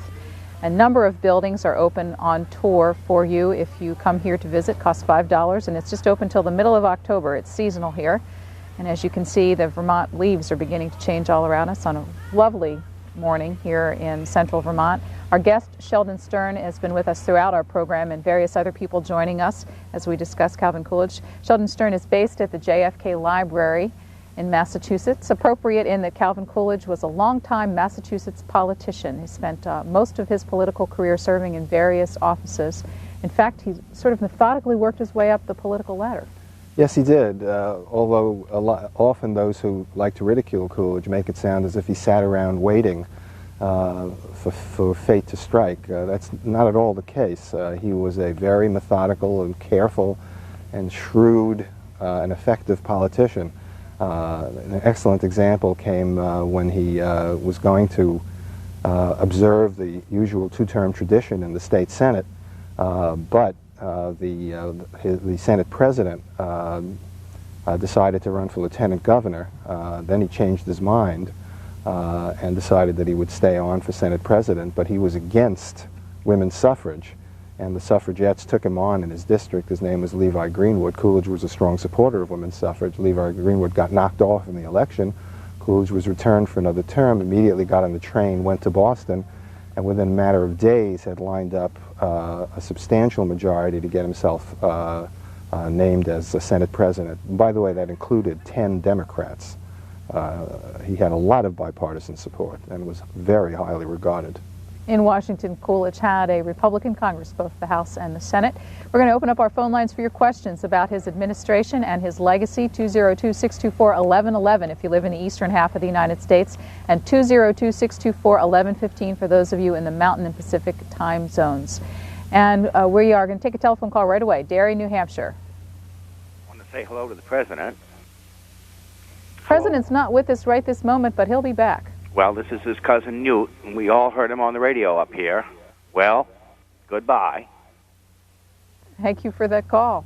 We will be talking to the President who is visiting us in the form of Jim Cook, a Coolidge presenter, in just a little bit. He'll be outside the general store again. Let's take another telephone call from Nebane, North Carolina. North Carolina, you there? Yes, ma'am. You're on the air. Good morning. My name is Ted Schmidt in the little town of Mebane, North Carolina. Many years ago, we lived in Vermont, and we visited a place, I believe outside of East Fairfield, which was, at that time, we were told to be the actual birthplace of Calvin Coolidge. And I was wondering if that's true, and if that is part of the group that you were working with this morning. Thank you. Sheldon Stern, where was he born? Coolidge was definitely born here. Right over your shoulder. Right over my shoulder. And a little bit later in the program, we will show you the room where he was born, which is part of this historic site in Plymouth Notch, Vermont. Let's introduce you to Jim Cook, who is now in his modern life, and he's the gentleman you heard earlier playing Calvin Coolidge. Mr. Cook, how long have you been doing this? I've been doing this since 1985. What interested you in Calvin Coolidge? I was born in Vermont, and it just seemed to me that perhaps only a Vermonter could play Calvin Coolidge. I may be wrong in that, but he's somebody that nobody else had ever done. As you know, there's a field of people. You could almost fill a stadium with people playing Abraham Lincoln, and I'm outstanding in the field of Coolidge interpretators. Is this a full-time occupation for you? It is pretty much full-time, and I often say to people who inquire about this kind of employment, it's the sort of thing that you can literally make hundreds of dollars performing Calvin Coolidge. Well, speaking of money, the President himself was a little reticent to talk about finances, but can you tell us about whether or not he ever was a wealthy man? Did he leave office as a wealthy person? It is my understanding that Coolidge is one of the few presidents to leave the White House having saved money during his occupancy. He did die quite a wealthy man. He did make a lot of money out of his writing. And it's interesting that he turned down a number of very excellent jobs where he understood very clearly that all they wanted was to employ a former president of the United States, and he would not accept any employment of that kind. We have a clip of John Coolidge, the president's son, and Mr. Coolidge is about 95, 96 years old, lives part of the year around these parts where his family was originally from. We talked to him about his memories of his father, and we've got one of those clips where he talks a little bit about money. Let's listen. One story. His law office in Northampton was not far from a small savings bank, of which he was a member of the board of that bank, and he was attorney for the bank. And he had his office in a building not far from the bank, and that office building, incidentally, was on the top floor was where my brother and I used to go to dancing school. So this particular time, I don't know what the occasion was, we happened to be on our way home from his office, and of course we passed the bank, so we were walking up the main street there in Northampton, and he had me on one side with his hand and my brother on the other. He stopped us in front of the bank and told us to listen carefully, see if we heard anything unusual. Well, of course, we listened and didn't hear anything unusual. And finally, he said, "I thought if you listen hard enough, you might hear your money working for you." Did he have a good sense of humor, in your opinion? There was no humor in that, but it was a lesson, of course. John Coolidge, the president's only surviving son, turned 93 just this month in September. And a little later on, you'll meet Lydia Sales, one of his daughters, who'll be talking more about her grandfather's legacy. Let's take another call as we discuss Calvin Coolidge, Albuquerque, New Mexico. A photograph of Calvin Coolidge in a Plains Indian war bonnet is a particularly vivid image. I was wondering, what were President Coolidge's attitudes or policies towards the American Indian? Sheldon Stern? Well, first, I think it's important to remember that Coolidge actually was very proud of the fact that he had some Indian ancestry, and writes about that in his autobiography. By the way, you might want to look at that. Indian policy in the 20s was very much a continuation of what it had been for quite a while. It's clearly not one of the things in our history that we're most proud of, and it was certainly not something that occupied Coolidge in a very major way. But he certainly made several times statements about how proud he was of having Indian ancestry himself. And Jim Cook, I read in one of the books in preparing for this that Calvin Coolidge, and this contrasts a little bit with, if you think about the personality he projected to the public, was perhaps more willing to be photographed in different kinds of outfits than any president we'd had to that point. Yes. When he would put on the Indian headdress or the cowboy outfit, it was often said, someone said to him, "Don't you know you're making a fool of yourself? People are going to laugh." And he said, "It is good for people to laugh." And he said these people spent all this time making this particular item for him, and he knew that they wanted to see him wear it.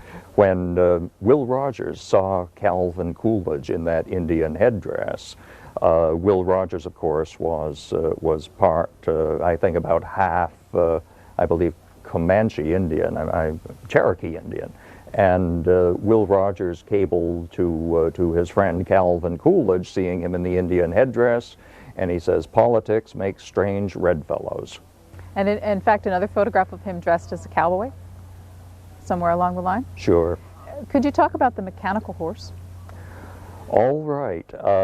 This is Jim Cook talking, not the President of the United States. Often people will ask me about, will ask Calvin Coolidge about the mechanical horse, and it was an excellent way for him to get exercise. He suffered from a number of allergies. He had asthma, and horse dander at one point was selected as a particularly virulent thing in his case. And of course the mechanical horse had no horse dander. Colonel Edmund Starling, the Secret Service agent, describes introducing Calvin to his mechanical horse and the fun that they had riding it. I'll often point out to people that yes, it is ridiculous to see someone riding on a mechanical horse, but perhaps there'll come a day when people will go to someplace and they'll pretend to climb stairs and say that's exercise. The electrical horse, the mechanical horse, was in the White House. The president rode it for exercise a couple of times every day while he was in the White House. Yes, he first saw it, I believe, on a ship, and that horse has more miles on it than any other horse in the nation, in that the horse has been to the Hoover Museum, the Reagan Museum, down to the Lyndon Johnson Museum. So that horse is much traveled. And right now it is here this facility in Plymouth Notch, Vermont. It's in the Visitor Center, so if you make your way up here before October 17th, you'll have a chance to see this mechanical horse that gave the president exercise. Next, Syracuse, New York. Before the days of presidential library, where the presidents kept all their gifts and other memorabilia given to them, I was just wondering whatever happened to all the stuff that Calvin Coolidge had amazed during his presidency. Thank you. Sheldon Stern works at a presidential library. Well, it's an excellent question, and one of the reasons that Franklin Roosevelt decided in the early 1940s to build a library at his estate at Hyde Park, New York, was precisely because he was very disturbed by the haphazard, chaotic way in which presidential materials were preserved. As a matter of fact, to use the word preserved is really not very accurate. They often weren't preserved. They were often lost or damaged. And we're showing the Northampton, Massachusetts Forbes Library on here. Roosevelt was the first to establish a presidential library. Herbert Hoover, who of course had been his predecessor, also established one, so we now have libraries for every president from Hoover through Bush, and of course there will be a Clinton library. The plans are already going forward for it. So Coolidge is the last president not to have a presidential library, and thus the preservation of these materials, his papers, took place in the old style. So there are some at the Vermont Historical Society, there is some here, there is some in Washington, there is some at the Forbes Library. It's exactly why Franklin Roosevelt thought presidential libraries made a great deal of sense. And in fact, you were seeing the Forbes Library in Northampton, Massachusetts on the screen while Mr. Stern was talking, and we want to thank them again, along with the Coolidge Foundation, for their assistance in providing photographs and other artifacts for our production this morning. New York City. Go ahead, please. I believe President Ronald Reagan quoted Calvin Coolidge more than any other president. And my favorite quote of Calvin Coolidge was the business of America, the business of America's business, and the role that, the business of America is business, and the role of government is simply not to interfere with free enterprise. And I believe that the quote is important because the institution of business has been the most important influence on the American character, more so than the institution of government. Mr. Stern? Well, I'm sorry to have to tell you this, but Calvin Coolidge never said the business of America is business. That was invented by a journalist by the name of William Allen White, first appeared in print in November of 1925, and that has now become an established fact, even though he never said it. Far more important than the fact that he never said it, the actual line is the chief business of the American people is business. However, it comes in a speech in which he is making a real effort to repudiate materialism, and he uses it as a throwaway line. He says, after all, the chief business of the American people is business, and then he goes on to say, however, that's not what we really care about. We really care about things of the spirit. We really care about idealism. The chief ideal of the American people is idealism, is the way he finishes that part of the speech. So he simply didn't say that, but more importantly, he didn't believe it. When you read Calvin Coolidge's speeches, and I have actually done that, and a lot of people who quote him have never read his speeches, you find the emphasis is never on materialism. The emphasis is on education, the emphasis is on spirituality, the emphasis is on character, public service. That was a thing he most often spoke about. The notion of Coolidge as a rank materialist is absolutely false. Wilton, Connecticut. Good day. I'm a seventh-generation Vermonter, and my family is distinctly related with the Coolidges, the Moore family, for those of you who have done some genealogy. And our family farm is located just beyond the cemetery there. And I'm sitting here today with some of my great-grandfather's typewritten notes about the history of Plymouth and the Coolidges, and when Calvin received word of the death of President Harding and how his father sworn him in. And I was wondering, first of all, if these handwritten notes or typewritten notes would be of interest to anyone in doing further research on Calvin. The other thing is I have in front of me a letter dated August 9th in response to a Mr. Charles Gardner for Hamilton, New York.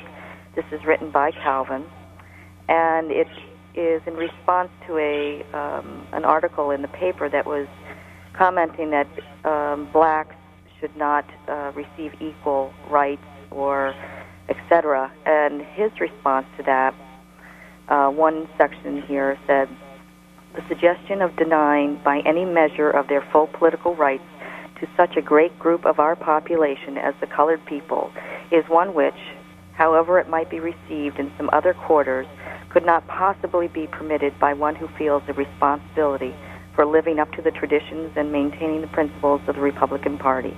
I was wondering if you could comment on President Coolidge's philosophies and beliefs regarding, at that time, quote, the colored people of the United States.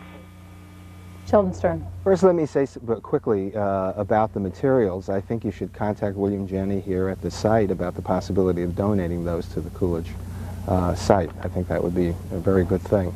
As to the item that you quoted, that was in response to a letter which Coolidge got from a constituent, I can't exactly remember who he was, who was infuriated by the fact that a black man was actually declaring himself a candidate for a Republican congressional nomination. I think it was in New York. And Coolidge responded to the letter that he got, saying it was that the man was outraged at the fact that a black man would even seek a seat in Congress. And Coolidge wrote this response, and then he made it public. So the example that you have is probably one of those published examples, although it's conceivable that it's signed, I suppose. But that's the story behind that. Jim Cook, was President Coolidge much of a letter writer? Yes, he was. The letters to his father, which are collected in a book called Your Son, Calvin Coolidge, is out of print but often available in used bookstores. And there are extraordinary letters in that book, a number of letters that I read, that I use. That particular letter that the lady quotes from is printed in the volume Have Faith in Massachusetts. That, too, is frequently available in used bookstores. Speaking of books, in recent years there have been a number of new volumes written about Calvin Coolidge. Yes, they have. Coolidge, I think it's fair to say there's a Coolidge revival on, and I would also say that Jim Cook is, I think, largely responsible for that, having been brave enough to take this on in the 80s when people thought it was preposterous for anyone to act as Calvin Coolidge. I remember my first reaction was saying that there's probably an awfully short script when I first heard about it. But it was Jim who gave me materials, including the letters and various other things, and I read them, and I said, oh my God, I'm wrong about this guy. And I think that's a good thing for historians to always do, to look at new evidence and to say, to challenge their own beliefs and revise their positions if they have to, and also to explain to people why they do that. East Point, Michigan. Hello. You're on the air. Yes, my comments pertain kind of to the type of man that people have said Calvin Coolidge was. I was in the same fraternity, different chapter than Calvin Coolidge, and I know that a lot of his behavior is characteristic of the gentleman back in that time. And I just had a comment, or actually a question, about the availability of material or references to him in his early days, preferably college or fraternity. I noticed when I looked it up in the past, there's not a lot about it. does anybody know either why there isn't a lot about it or where someone could find out those materials? Jim Cook. Okay. Coolidge joined a fraternity late in his career at Amherst College. There is reference to his fraternity in the book Your Son Calvin Coolidge that I mentioned. There's some fleeting reference to it in his autobiography. The archives at Amherst College might be an excellent place to pursue any such study.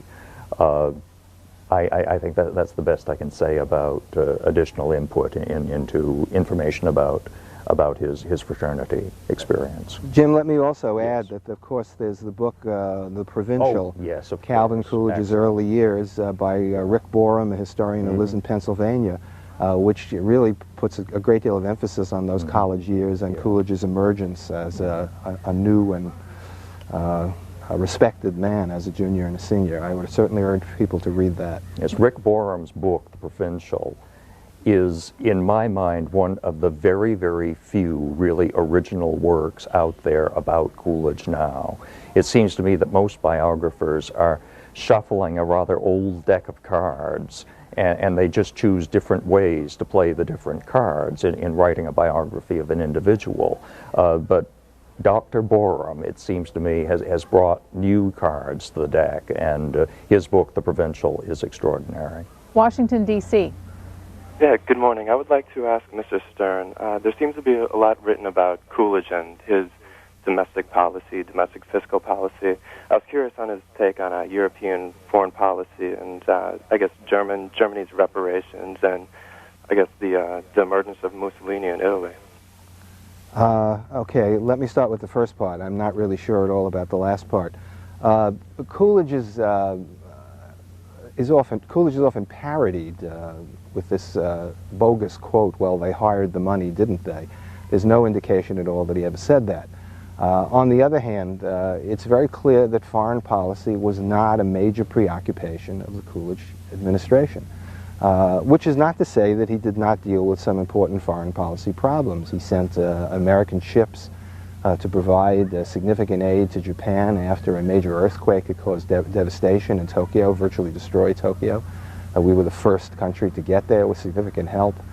He sent his old college friend Dwight Morrow down to Mexico with the instructions, keep us out of war with Mexico. And Dwight Morrow was able to get a satisfactory settlement. Likewise, he sent Henry Stimson, who of course had served in the Taft administration and later would serve Hoover and FDR, who worked out a way to prevent American intervention in Nicaragua. But foreign policy was not a major preoccupation. Coolidge, by the way, had initially supported American entry into the League of Nations, but gradually, after he became president, he said we are probably well out of it. Which was very much the dominant point of view in the country. Next is a call from Chicago, and then we'll be returning to one of the sites here to learn more about how it's presented in Calvin Coolidge's history. Chicago, go ahead. Yes, I'd like to bring the subject back around to Mr. Coolidge's sense of humor. I happen to know Jim Cook. My name is Lance Brown, and I do a program on Will Rogers.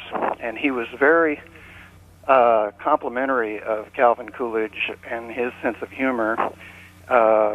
Will poked a lot of fun at Calvin, but there was one particular incident that I thought was rather humorous that maybe Jim, who, by the way, on that stage right there at Plymouth Notch, we performed together, and there was this incident in which, hi Jim, there's an incident in which Will Rogers imitated Calvin Coolidge on the radio, and it was such a convincing imitation that many people thought it was Calvin Coolidge speaking. And later at a party, Will was talking to Calvin's wife, and Mrs. Coolidge said, "Well, that was a fine imitation, but you know, I can do an equally good or better imitation of my husband." And Will Rogers said, "Yes, that's probably true, but look what you had to go through to learn it."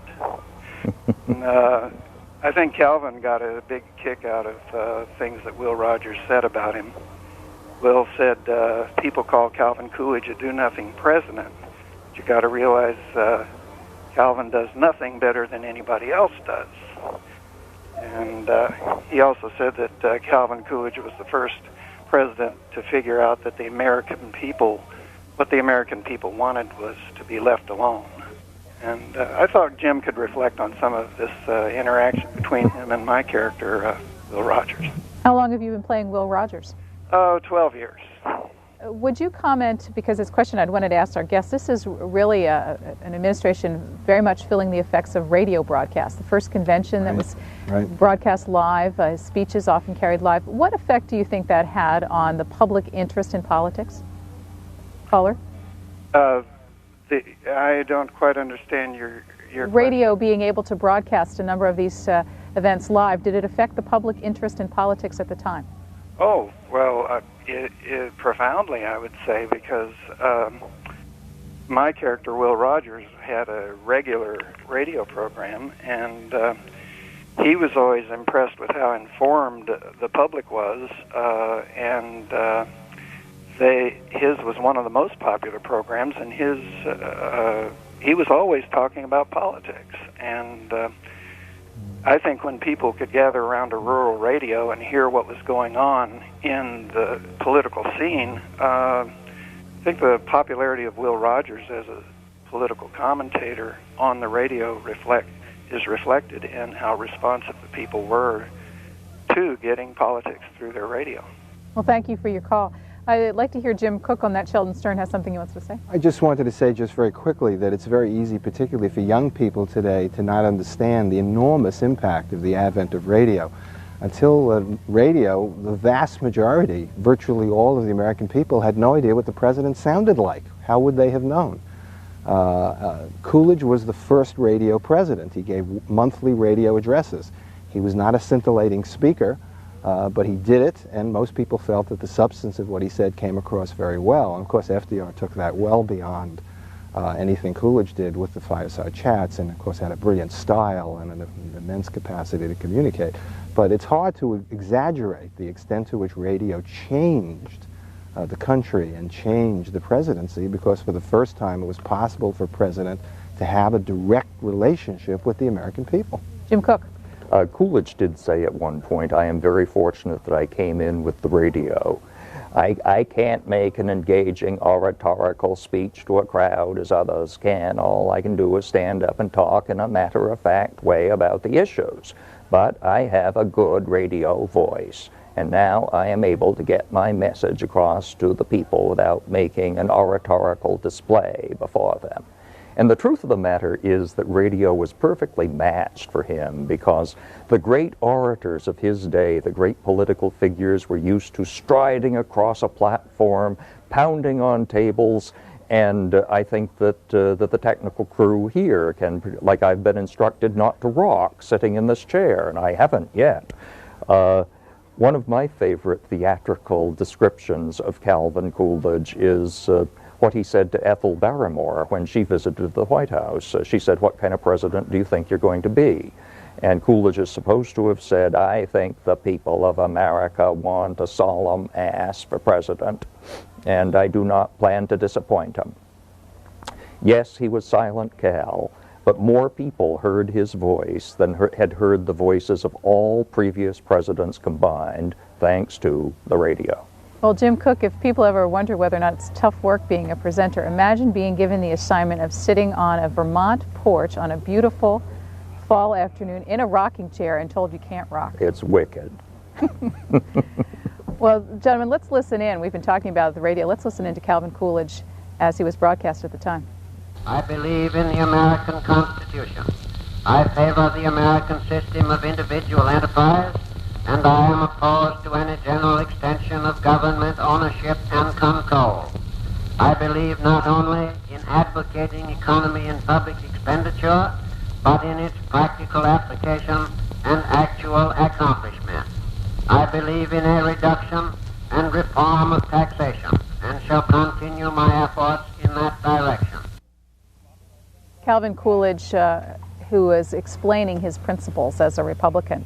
Well, we've been talking a lot about this site, and in fact it's quite a busy place, and right over Sheldon Stern's shoulder is, in very much Vermont style, the small home where Calvin Coolidge was born, and you can see it's connected because of the cold weather here to the general store, which was operated by Calvin Coolidge's family. Bill Jenny, who is the site administrator here, is inside the birthplace, and he's going to show us around. This building is, of course, the reason why we're really here in Plymouth Notch today.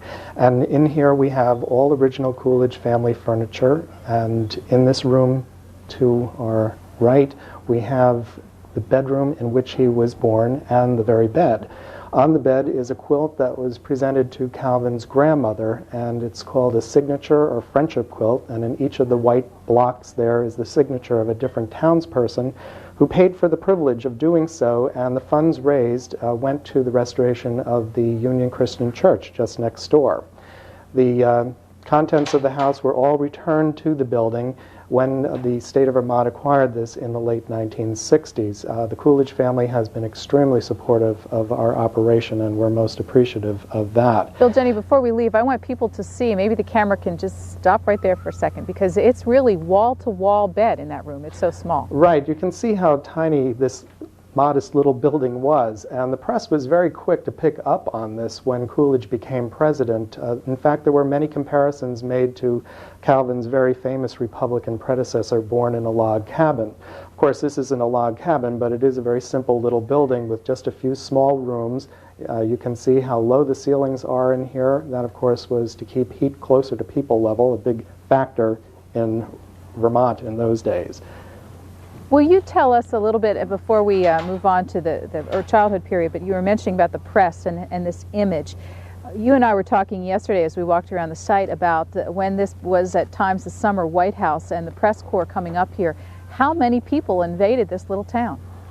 Well, this would have been the summer of 1924 that Coolidge had his official summer White House office here, and actually it was part of this building in which we're standing. This was a great impact on the village, which normally counted 29 people. One day, in fact, during the summer White House period, they counted between 4,000 and 5,000 cars parked out here in the field, and that was just Vermonters' Day. So you can imagine that there were at least 2 or 3 people per car, so that is quite a crowd. This is all information we found out fairly recently by going to the local and the national papers, finding out that the summer White House period was quite a big deal. And so we had 18 Secret Service guarding the president while he was up here, which I believe was the largest detachment ever assigned to a president up until that time for a summer White House. And you comment a little, you've made reference to this, but about the fact that the president really cultivated this image. It wasn't, in fact, an honest one, but he realized there was a public acceptance of it and really cultivated this sense of his roots. Well, he was very proud of being a Vermonter, there's no doubt about it. And one of the artifacts that we saw over in the homestead before was his grandfather's frock, and he enjoyed wearing that when he came back up here to work on the family farm. It was a very practical garment, and it would protect your clothing from getting dirty. But he didn't wear it after he became president because the press thought it was a made-up costume to accentuate his humble beginnings, which it was not. It was actually very practical for him to wear it. But in kind of revenge, Coolidge decided to wear a 3-piece suit doing all his chores from then on, and so that's why you have pictures of him as president fishing in a 3-piece suit and haying in a 3-piece suit and so forth. Before you go to the kitchen, let's take a telephone call from Buffalo. Good morning. This is Warren Moffett. I have visited 38 of the 41 presidents' homes, birthplaces, or libraries, and just a year ago tomorrow was in Plymouth Notch. My question is for Sheldon Stern. Coolidge was a sitting president when he was nominated for the full 4-year term. Harding had indicated that he was not going to run, I believe. His health was very bad. He had extremely high blood pressure. And I'm wondering whether Coolidge was sufficiently recognized from his years as vice president that you think he might have been nominated in his own right as a former vice president. Now you're asking if he would have been nominated in the event that Harding had lived out his full term. Yes. In that event, I think the answer is almost certainly no. As a matter of fact, there was some speculation that Harding would run again and would choose another running mate. Coolidge would almost surely not have been the nominee. As a matter of fact, the only reason he became the nominee, of course, was that he was the incumbent president, and that as soon as he entered the White House, he hired a former Virginia Congressman, Bascom Slemp, to basically prepare the way to assure his renomination in 1924. He did so very skillfully and carefully eliminated and pushed aside his potential opponents, so that by early 1924 it was clear that he would win the nomination. A lot of the leaders of the party were very skeptical about him. They didn't like him very much for all kinds of reasons, and they even pretended to be very condescending in saying that they didn't think he would seek a full term in his own right.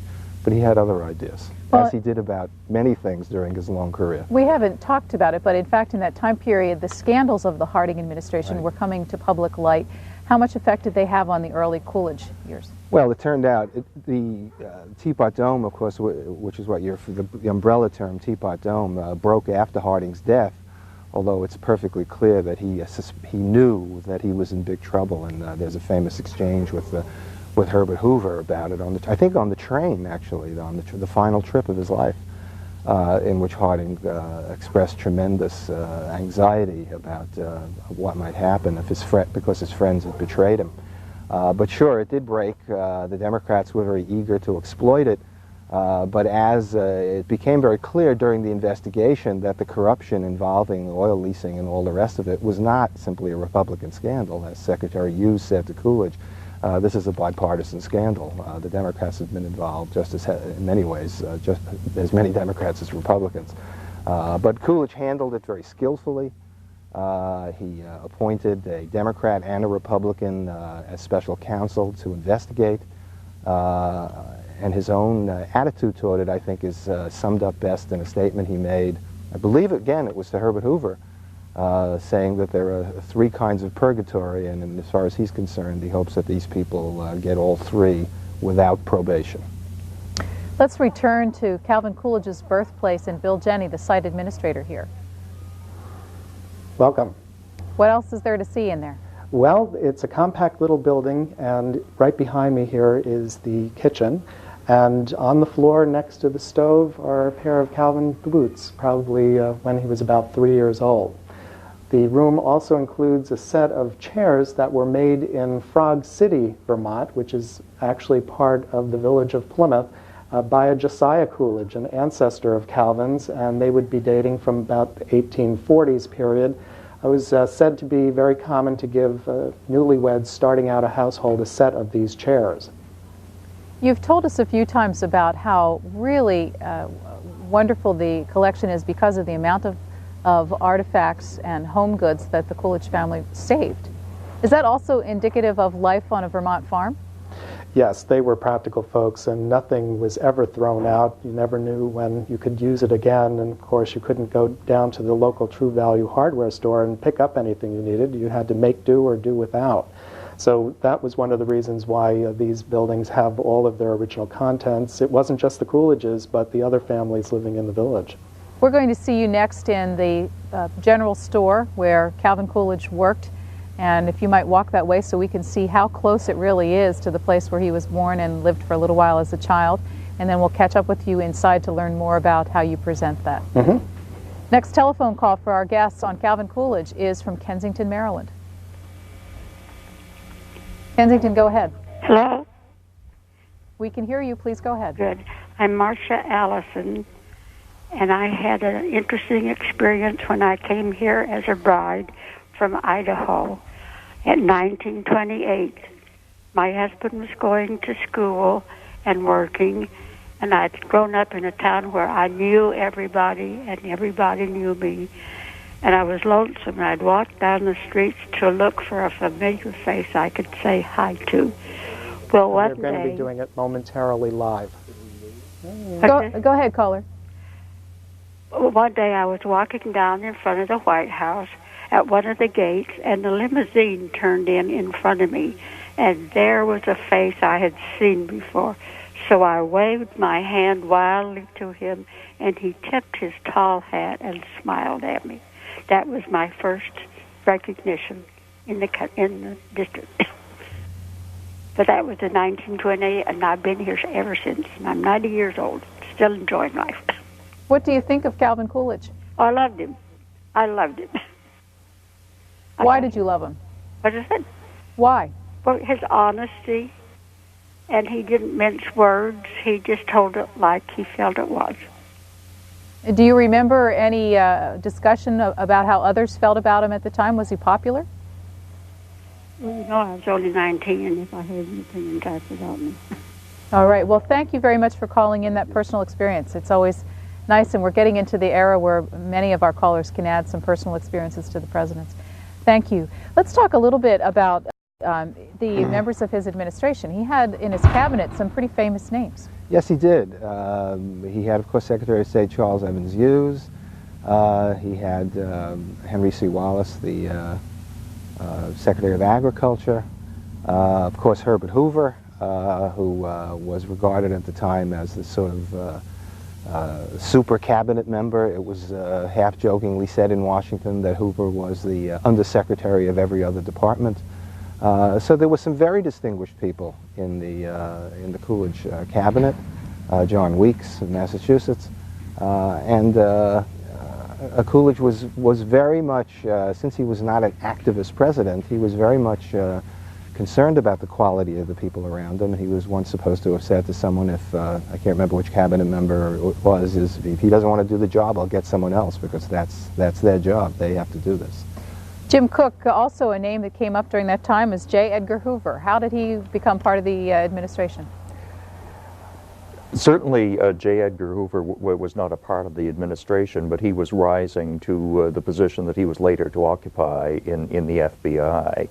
I don't know as Calvin Coolidge and J. Edgar Hoover ever exchanged the time of day. So, I mean, he was not part of the administration. We're going to take a telephone call from Washington, D.C., and then spend a little time on the First Lady. Washington, go ahead. Hi, Sheldon. Hi, Jim. Al Felsenberg here. Great to see you. I wish I was up there. I wanted to expand a little bit about the race issue. I know it came up before, and I thought for the benefit of some of the listeners, the speech Coolidge gave after the Klan march to Washington was at Omaha. It was the American Legion. You're right about that. And he spoke about the cause of tolerance. He's particularly talked about the reasons that the United States went to war and what democracy meant. And of course, the the American Legion started, part of their slogan was America First. And if you see some of the Harding posters, you'll see a big one by William Christie, America First, with a big picture of Harding. Coolidge said America First means American values first, American ideals first, and the biggest one was tolerance. I kind of wonder what he would have to say to Pat Buchanan now. We were talking about tolerance in the American political scene today. The second thing I would say is Coolidge went out of his way to talk to the people that the Klan had most terrified. He tried to give comfort to their victims. It was a very understated way of doing this. We kind of think of President Eisenhower sort of operating behind the scenes today in our time.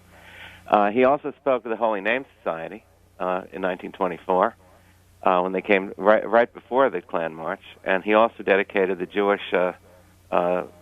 Community Center in Washington. Each time he returned to that theme. He never attacked the Klan by name, but everybody knew who he was talking about. Finally, I think the greatest speech you'll find on this subject was as vice president. He spoke at the dedication of a veterans hospital in Tuskegee, and it was a black veterans hospital. And he basically looked at the crowd and he said that he helped out of the common suffering of the war, where black and white troops had fought under separate commands, of course. It was still a segregated military. But out of the common suffering would come a common healing. He was probably one of the most eloquent presidents in history, probably one of the most decent when it came to the question of race. And I really hope that he takes his place in American history where he belongs. And I wish Paul, you've introduced yourself to our guests who seem to know you. Would you tell our audience about your connection with this topic? Oh, Al Felsenberg. I spoke last summer, a year ago, at that marvelous conference Sheldon put on at the Kennedy Library. And I commend him and the library for doing that. And Are you a Coolidge historian? Pardon me? Are you a Coolidge historian? I'm a presidential historian with a tremendous interest in Coolidge and some of the more recent presidents. You've mentioned a number of current political figures so people can understand. Is there anyone in politics today whom Calvin Coolidge is most like? Who is most like? I would say he was a very interesting cross between Reagan and Eisenhower. The quote that Sheldon just gave about Coolidge telling a cabinet member that if he wouldn't do the job, Coolidge would get somebody else. Eisenhower told Charlie Wilson, who was the Secretary of Defense, look, Charlie, we can't both run the Defense Department. I won't do it. I hired you to do it. Now you come back here with a recommendation. I think that was the last time I ever had to reprimand Charlie Wilson.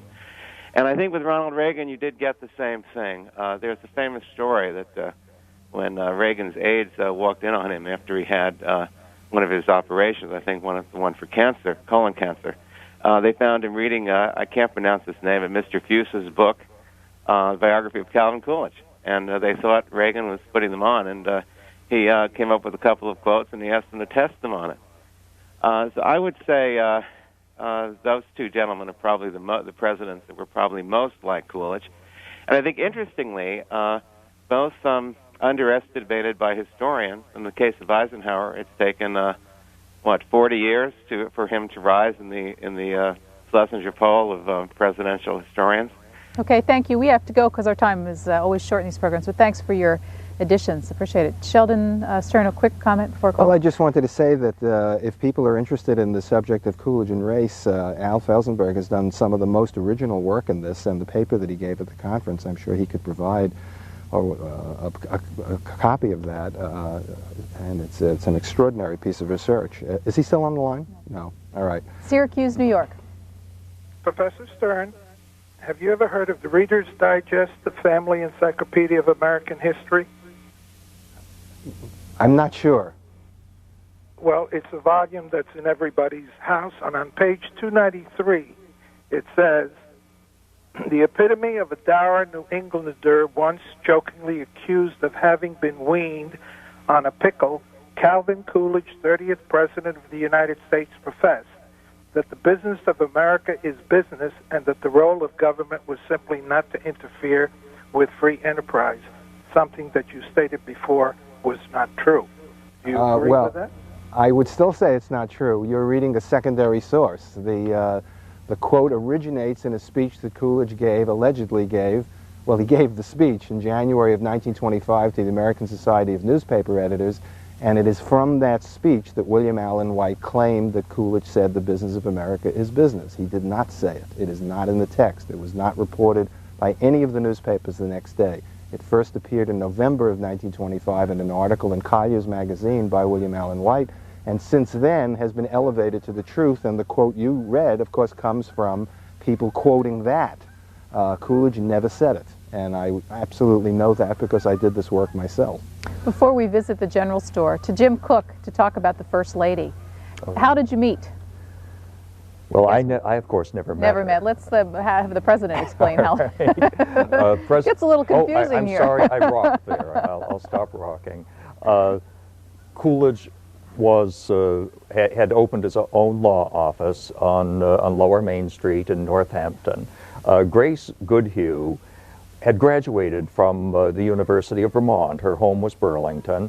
She went down to Northampton to the Clark School to take the training there to enable her to teach the deaf.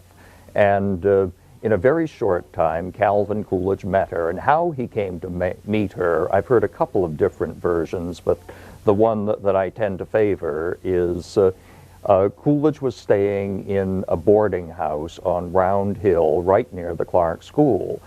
Grace Goodhue came out one morning to water the flowers.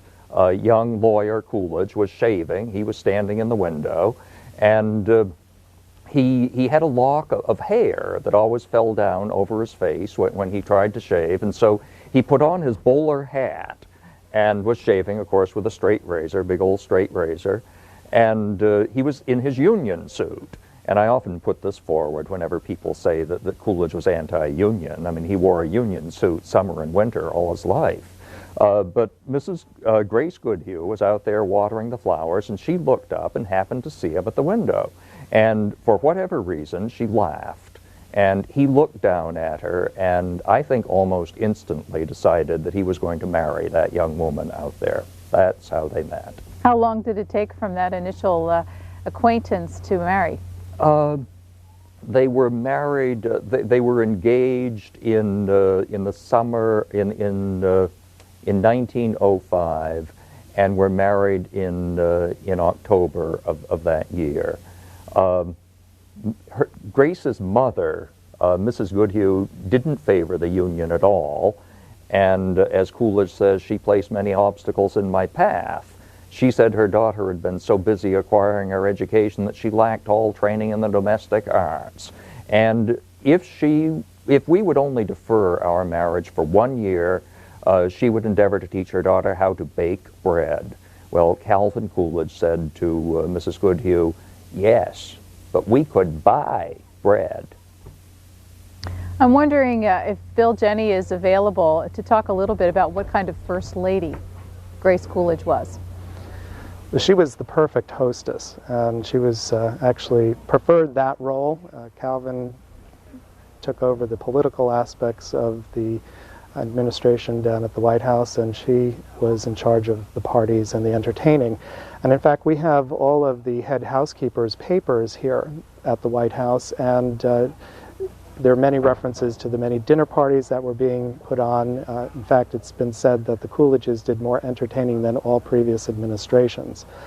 Calvin was very proud of his wife, and when it came to buying her beautiful clothing, money was no object. And we have a number of her gowns and so forth in the collection here.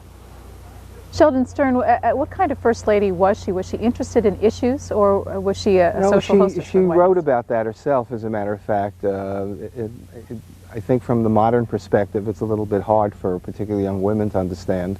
But of course, that was a very different world. She stayed out of issues. She felt and said very explicitly that he didn't ask her opinions. On the other hand, she was an absolutely vivacious First Lady. Whenever you see film of the two of them together, particularly traveling in a car, it's very striking that he sits there and smiles somewhat, occasionally will lift his hat, but she will be waving and responding and interacting with people in a very, very gregarious way. And she was, as you'll hear later from her granddaughter, a woman of enormous warmth, very loving, and very funny person as well. Great sense of humor. And as we've learned, the parents of 2 children, 2 sons, one of whom died in the White House. Next call is Beckley, West Virginia. I'd like to say I visited the homestead there at one time, and the thing that impressed me the most, I would enjoy a comment by Mr. Stern, was the simplicity of the gravesite of a president. Yes, you're absolutely right. It is to this day, if you go down there today. I mean, it's very serene, it's very moving, very touching place to see. You see not only, of course, the President's Stone, which has nothing on it saying he was president, just the seal at the top, and his dates of life and death. And of course, on his immediate left is that of the stone of his young son, Calvin Jr., died in 1924 at the age of 16. And of course Grace Coolidge and his sister, and etc. It's a very moving cemetery, and yet they're all just in there with all the other plain folk of Plymouth, Vermont. They're not set apart in any way, and I think in many ways that reflects one of Coolidge's most extraordinary characteristics, which everyone said at the time, even people who didn't like him, which was that he had absolutely no pretentiousness. He was absolutely a man who couldn't stomach condescension and looking down at people. And Bill Jenny, as we're going to go into the story, you mentioned yesterday that the site was a typical Vermont site for a graveyard. Yes, it's actually a very steep hillside, and these folks were practical. Back in the 1700s, they wouldn't have wasted a flat piece of land for a cemetery, much rather put it towards hay or corn or whatever. And they had this parcel down the road that was too steep to farm, so they turned it into their cemetery. And so it's really quite a wonderful example of that, with stones going all the way back to the 1700s. Why don't you take us inside the general store? Mm-hmm. Go ahead. When was this actually operating as a store? This store was constructed about 1855, and Calvin's father took over the operation in 1868 and ran it for a number of years. And we know for a fact that he employed Calvin in here during school vacations, And in fact, one winter, Calvin was too ill to begin college, and so his father put him to work in the store instead, and they decided to remodel the place. So they put in the shelving and the counters at that point. One of the local papers, the Vermont Standard, based over in Woodstock, still today made note of Colonel John Coolidge's new store and made particular mention of the counters that we believe Calvin had a big hand in creating. These are made out of bird's eye maple and cherry. It's a beautiful combination of woods often seen on fine furniture in New England, and particularly Vermont and New Hampshire. If he was too sick to work, rather to go to school, why would his father have put him to work? Well, it was that work ethic. I guess he was well enough to do a few chores around the house, and so be it. Today, this store is one of our museum shops on site, and we carry merchandise in here that evokes an early 20th century store. And so we have the old-fashioned toys and the Vermont specialty food products and so forth. And one of our best sellers happens to be Moxie, which was Calvin Coolidge's favorite soft drink. And Moxie was actually #1 in its time, much bigger than Coke or Pepsi back then, of course, and it was originally developed as a nerve tonic. It has a rather bitter taste because it's based on gentian root, which is a bitter herb. But Calvin was quite fond of it, and we still sell quite a bit of it today. And you also have a number of books about Calvin Coolidge, including his autobiography, for sale. How do people reach you? What's the phone number if they'd like to buy any of these products? Well, we don't really mail order in great quantity, but the books are primarily available by contacting the Calvin Coolidge Memorial Foundation, and I believe those folks will be speaking shortly. But the site phone number to contact us for any information about the historical site here is area code 802-672-3773. We have that on screen, 802-672-3773. We'll be back to you in just a minute. Let's take a call from New Boston, Texas. Yes, ma'am. My name is Dana Mooney, and I'm from New Boston, Texas. And I'd like to say this has been a very interesting series y'all have been showing here. And I'm also a minister, and what always fascinates me about presidents is a religious background. And I was wondering if I could get one of the gentlemen to maybe comment upon that area for me. Thank you. Jim Cook. All right. Religion, Calvin Coolidge never joined a church formally until after he became president. He, of course, attended the church here. He was a frequent reader of the Bible, and when he was president, he would attend the closest church. Following the death of Harding and Coolidge's Homestead inaugural here, they went down to Washington. And the next Sunday, he attended the Congregational Church. The minister there was the Reverend Jason Noble Pierce, who, as it happens, was also an Amherst graduate. He invited Coolidge to take communion. He did.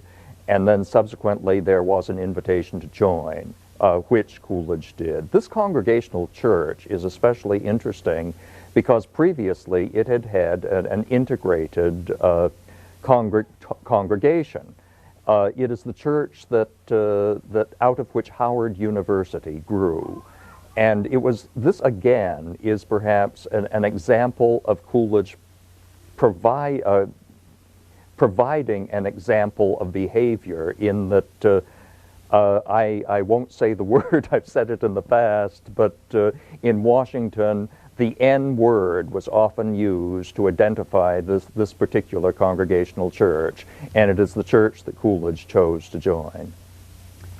Inside the general store, Bill, Jenny, we have to say goodbye to you, but you want to show us one of the products that you have for sale. One of the other best sellers in our museum shops happens to be this T-shirt, just developed last summer actually, and it plays on one of Calvin Coolidge's most famous statements, "I do not choose to run for president," in 1928. And you can see in how we've done the text here, it is appealing to the anti-joggers in the world and the cyclists and the walkers. So it's a very popular item. As we say goodbye to you once again, how about visiting the site? How do people find you here?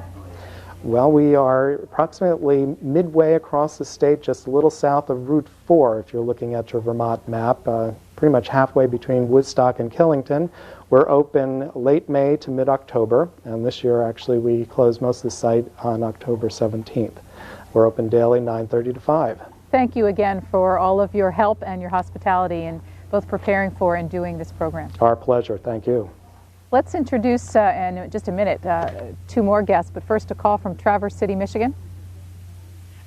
During World War II, the Navy Midshipman School was held at Smith College, and Grace Coolidge very generously loaned her home to the commandant of that school, Captain Underwood, and his wife. At the end of each session, some of the midshipmen were invited to tea at that home, and I was one of the people privileged to do that. It was a very interesting house because the living room is on the second floor, and I don't think I'd ever seen a house like that at age 20. The living room, or the fireplace, was decorated with beautiful tiles that they had purchased in the Netherlands. But I just Caller, wondered, do you have any recollections of the First Lady? No, we never had an opportunity to meet her, and my understanding was that she did not remain in Northampton at that time. I think she just took leave and perhaps went to another home, or I don't know what. Perhaps her son would be able to answer that. But she opened up the house to you. But she opened the home. It was the residence of the commandant, of Captain Underwood, and his wife. They lived in the house during their assignment at the midshipman school, and the captain and his wife held tea for graduating midshipmen, and that was how I happened to be in the home. Thank you for your call. Middlefield, Connecticut is next. Hello? Go ahead. Yes, I have a question concerning Calvin Coolidge's gold medal. He wrote a paper on the principles fought in the American Revolution. I was wondering if you can tell us a little bit about that. Thank you. Jim Cook. Yes. The question is about the gold medal? Yes. The gold medal he won for in the competition that was open to all college students all across the country. He wrote an essay, and behind me at his father's desk is where he wrote the particular essay on the principles fought for in the American Revolution. It won a prize at Amherst College and then won the first prize nationally. It's felt that Calvin Coolidge, his father didn't give him sufficient, perhaps, acknowledgement for winning the prize at Amherst, which was only a silver medal. And when he won the gold medal, he didn't tell his father, and allowed his father to read about it first in the newspaper. It was a bit of vanity on his part. I did want to respond briefly to the caller from Traverse City, because they have a great cherry festival out there, and on one occasion they sent a giant cherry pie to the White House. It was driven from Traverse City down to Washington. My understanding is that when it arrived, it was not in the best of shape, but I believe that Calvin Coolidge did not comment at the time. And I hope that's the gold medal we're talking about. Let me introduce you to two more people who'd like to tell you about their perspectives on Calvin Coolidge. Lydia Sales is the president's granddaughter, and Cynthia Bittinger joins us. She is the director of the Coolidge Memorial Foundation. Both are on the steps of the church here in Plymouth Notch. Let me start with Lydia Sales. Do you have personal recollections of your grandfather? No, my grandfather died in 1933, which was a little bit before I was born, but I do remember my grandmother. And what can you tell us of her? Oh, she was a wonderful person. My father likes to tell the fact that he has never heard anybody say anything against his mother. Everybody loved her. She was very outgoing. She she loved to meet people, and they in turn responded to her. How many grandchildren does the president and do the president and first lady have? My parents, John and Florence Coolidge, had two daughters. My sister Cynthia passed away in 1989, and I'm the only surviving daughter, grandchild now of Calvin and Grace. And so that's the end of the Coolidge name in your part of the family? It is the end of the Coolidge name, but Cynthia had a son, Christopher Jeter, who lives outside of Hartford, Connecticut. And I have 2 children, one who lives in Seattle, Washington, and one who lives just outside of Baltimore, Maryland. Are you personally involved in the preservation of your family legacy? Not so much as my father has been. It's a wonderful legacy. I'm glad that everybody this morning has a chance to see Plymouth Notch, Vermont. It is a beautiful site, and we're very proud of it, and we're very proud of the people who are here on site and who are with the Calvin Coolidge Memorial Foundation. Well, let's talk about the foundation with Cynthia Bittinger, who joined you there on the steps of the church. Can you tell us about, first of all, the building where you're sitting? Well, the building is owned and maintained by the Coolidge Foundation. We're very pleased to do this. We do hold services the first Sunday of the month, June through October.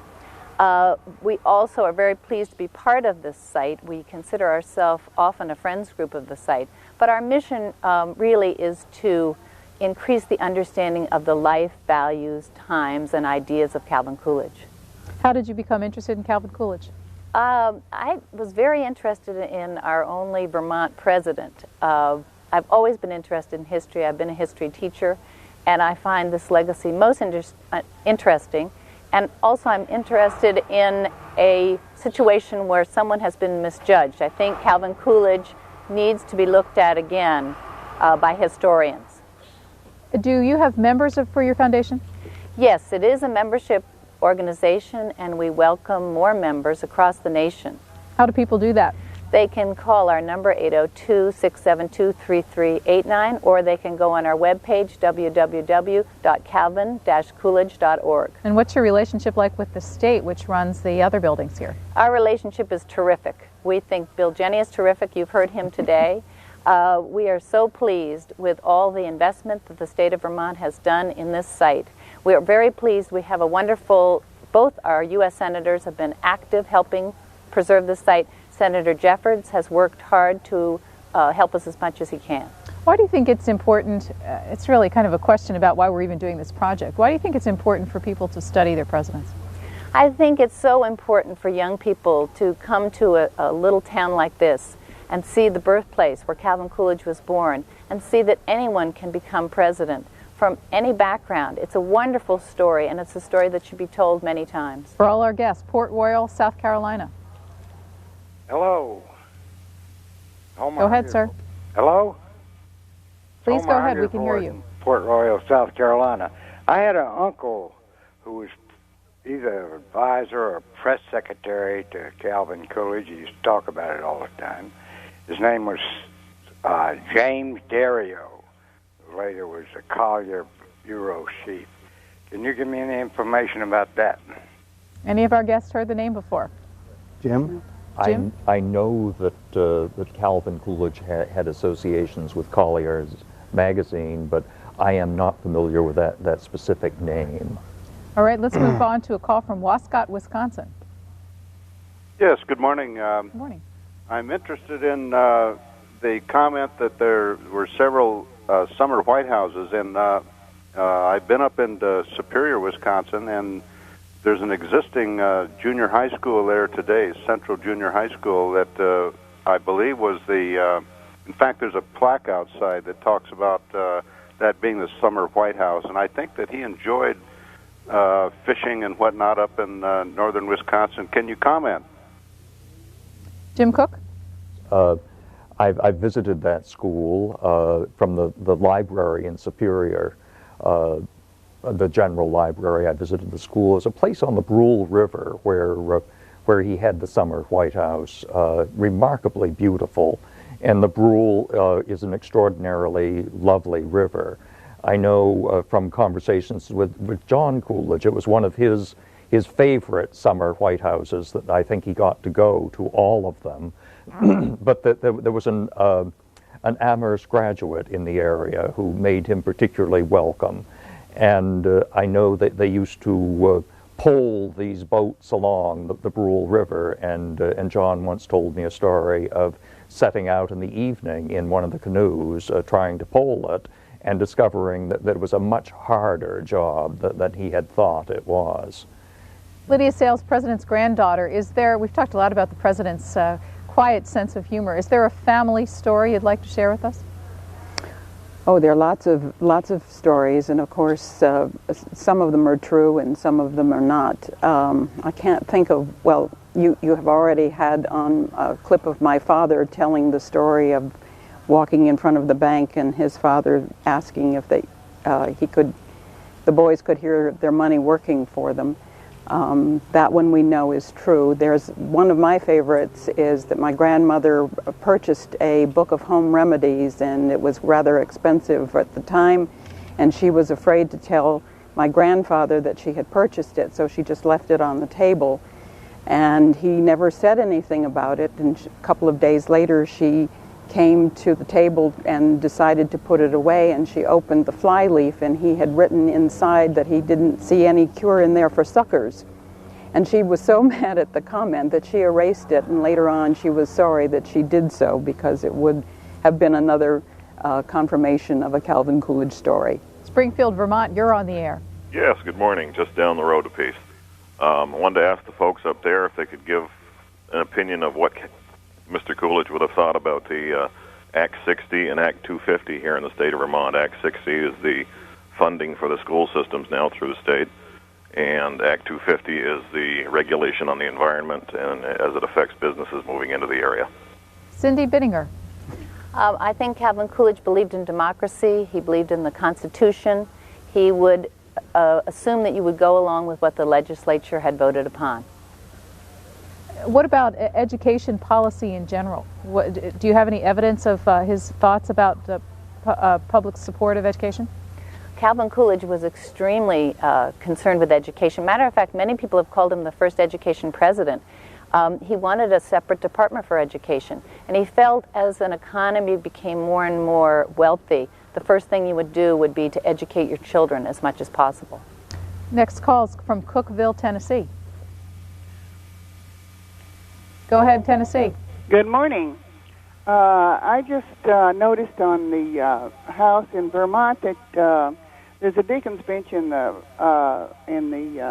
living room or someplace, and I have the exact duplicate of that deacon's bench. I've never been able to trace that down or anything. I just wondered if you know the origin of it, or where it was made, or what the age of it is, or anything of that to that effect. Thank you. Cindy Bittinger, can you help at all with that? I didn't hear what the artifact was. The deacon's bench. I wouldn't be able to comment. Bill Jenny could. All right, Bill's not on microphone, okay. So I'm sorry, caller, we can't help but call here. We've given the number out a few times, and perhaps he can help you directly. We're going to show some videotape right now of the funeral of Calvin Coolidge. And as we watch it, I'm going to ask Cindy Bittinger to talk a little bit, then Sheldon Stern, about what we can assess about this president's popularity from the crowds we see. January 7th, 1933. Cindy Bittinger? Well, Calvin Coolidge was extremely popular in his time. We didn't have television, of course. We had newsreels. So sometimes he could walk about the city and not be recognized, I should say that. But he was an extremely popular man, well received. I think people connected with him. He said one time that he was the first radio president. He liked to speak on a personal medium like that more than standing up and giving a speech to a big crowd.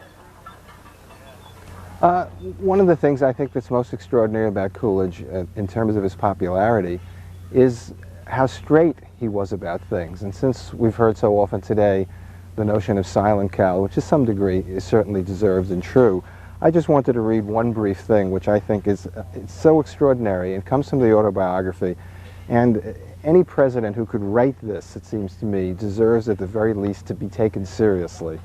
Listen to this extraordinary statement. Some of our presidents have appeared to lack comprehension of the political mind. Although I have been associated with it for many years, I have always found difficulty in understanding it. It is a strange mixture of vanity and timidity, of an obsequious attitude at one time and delusion of grandeur at another time, of the most selfish preferment combined with the most sacrificing patriotism. The political mind is the product of men in public life who have been twice spoiled. They have been spoiled with praise, and they have been spoiled with abuse. With them, nothing is natural. Everything is artificial. Quite extraordinary.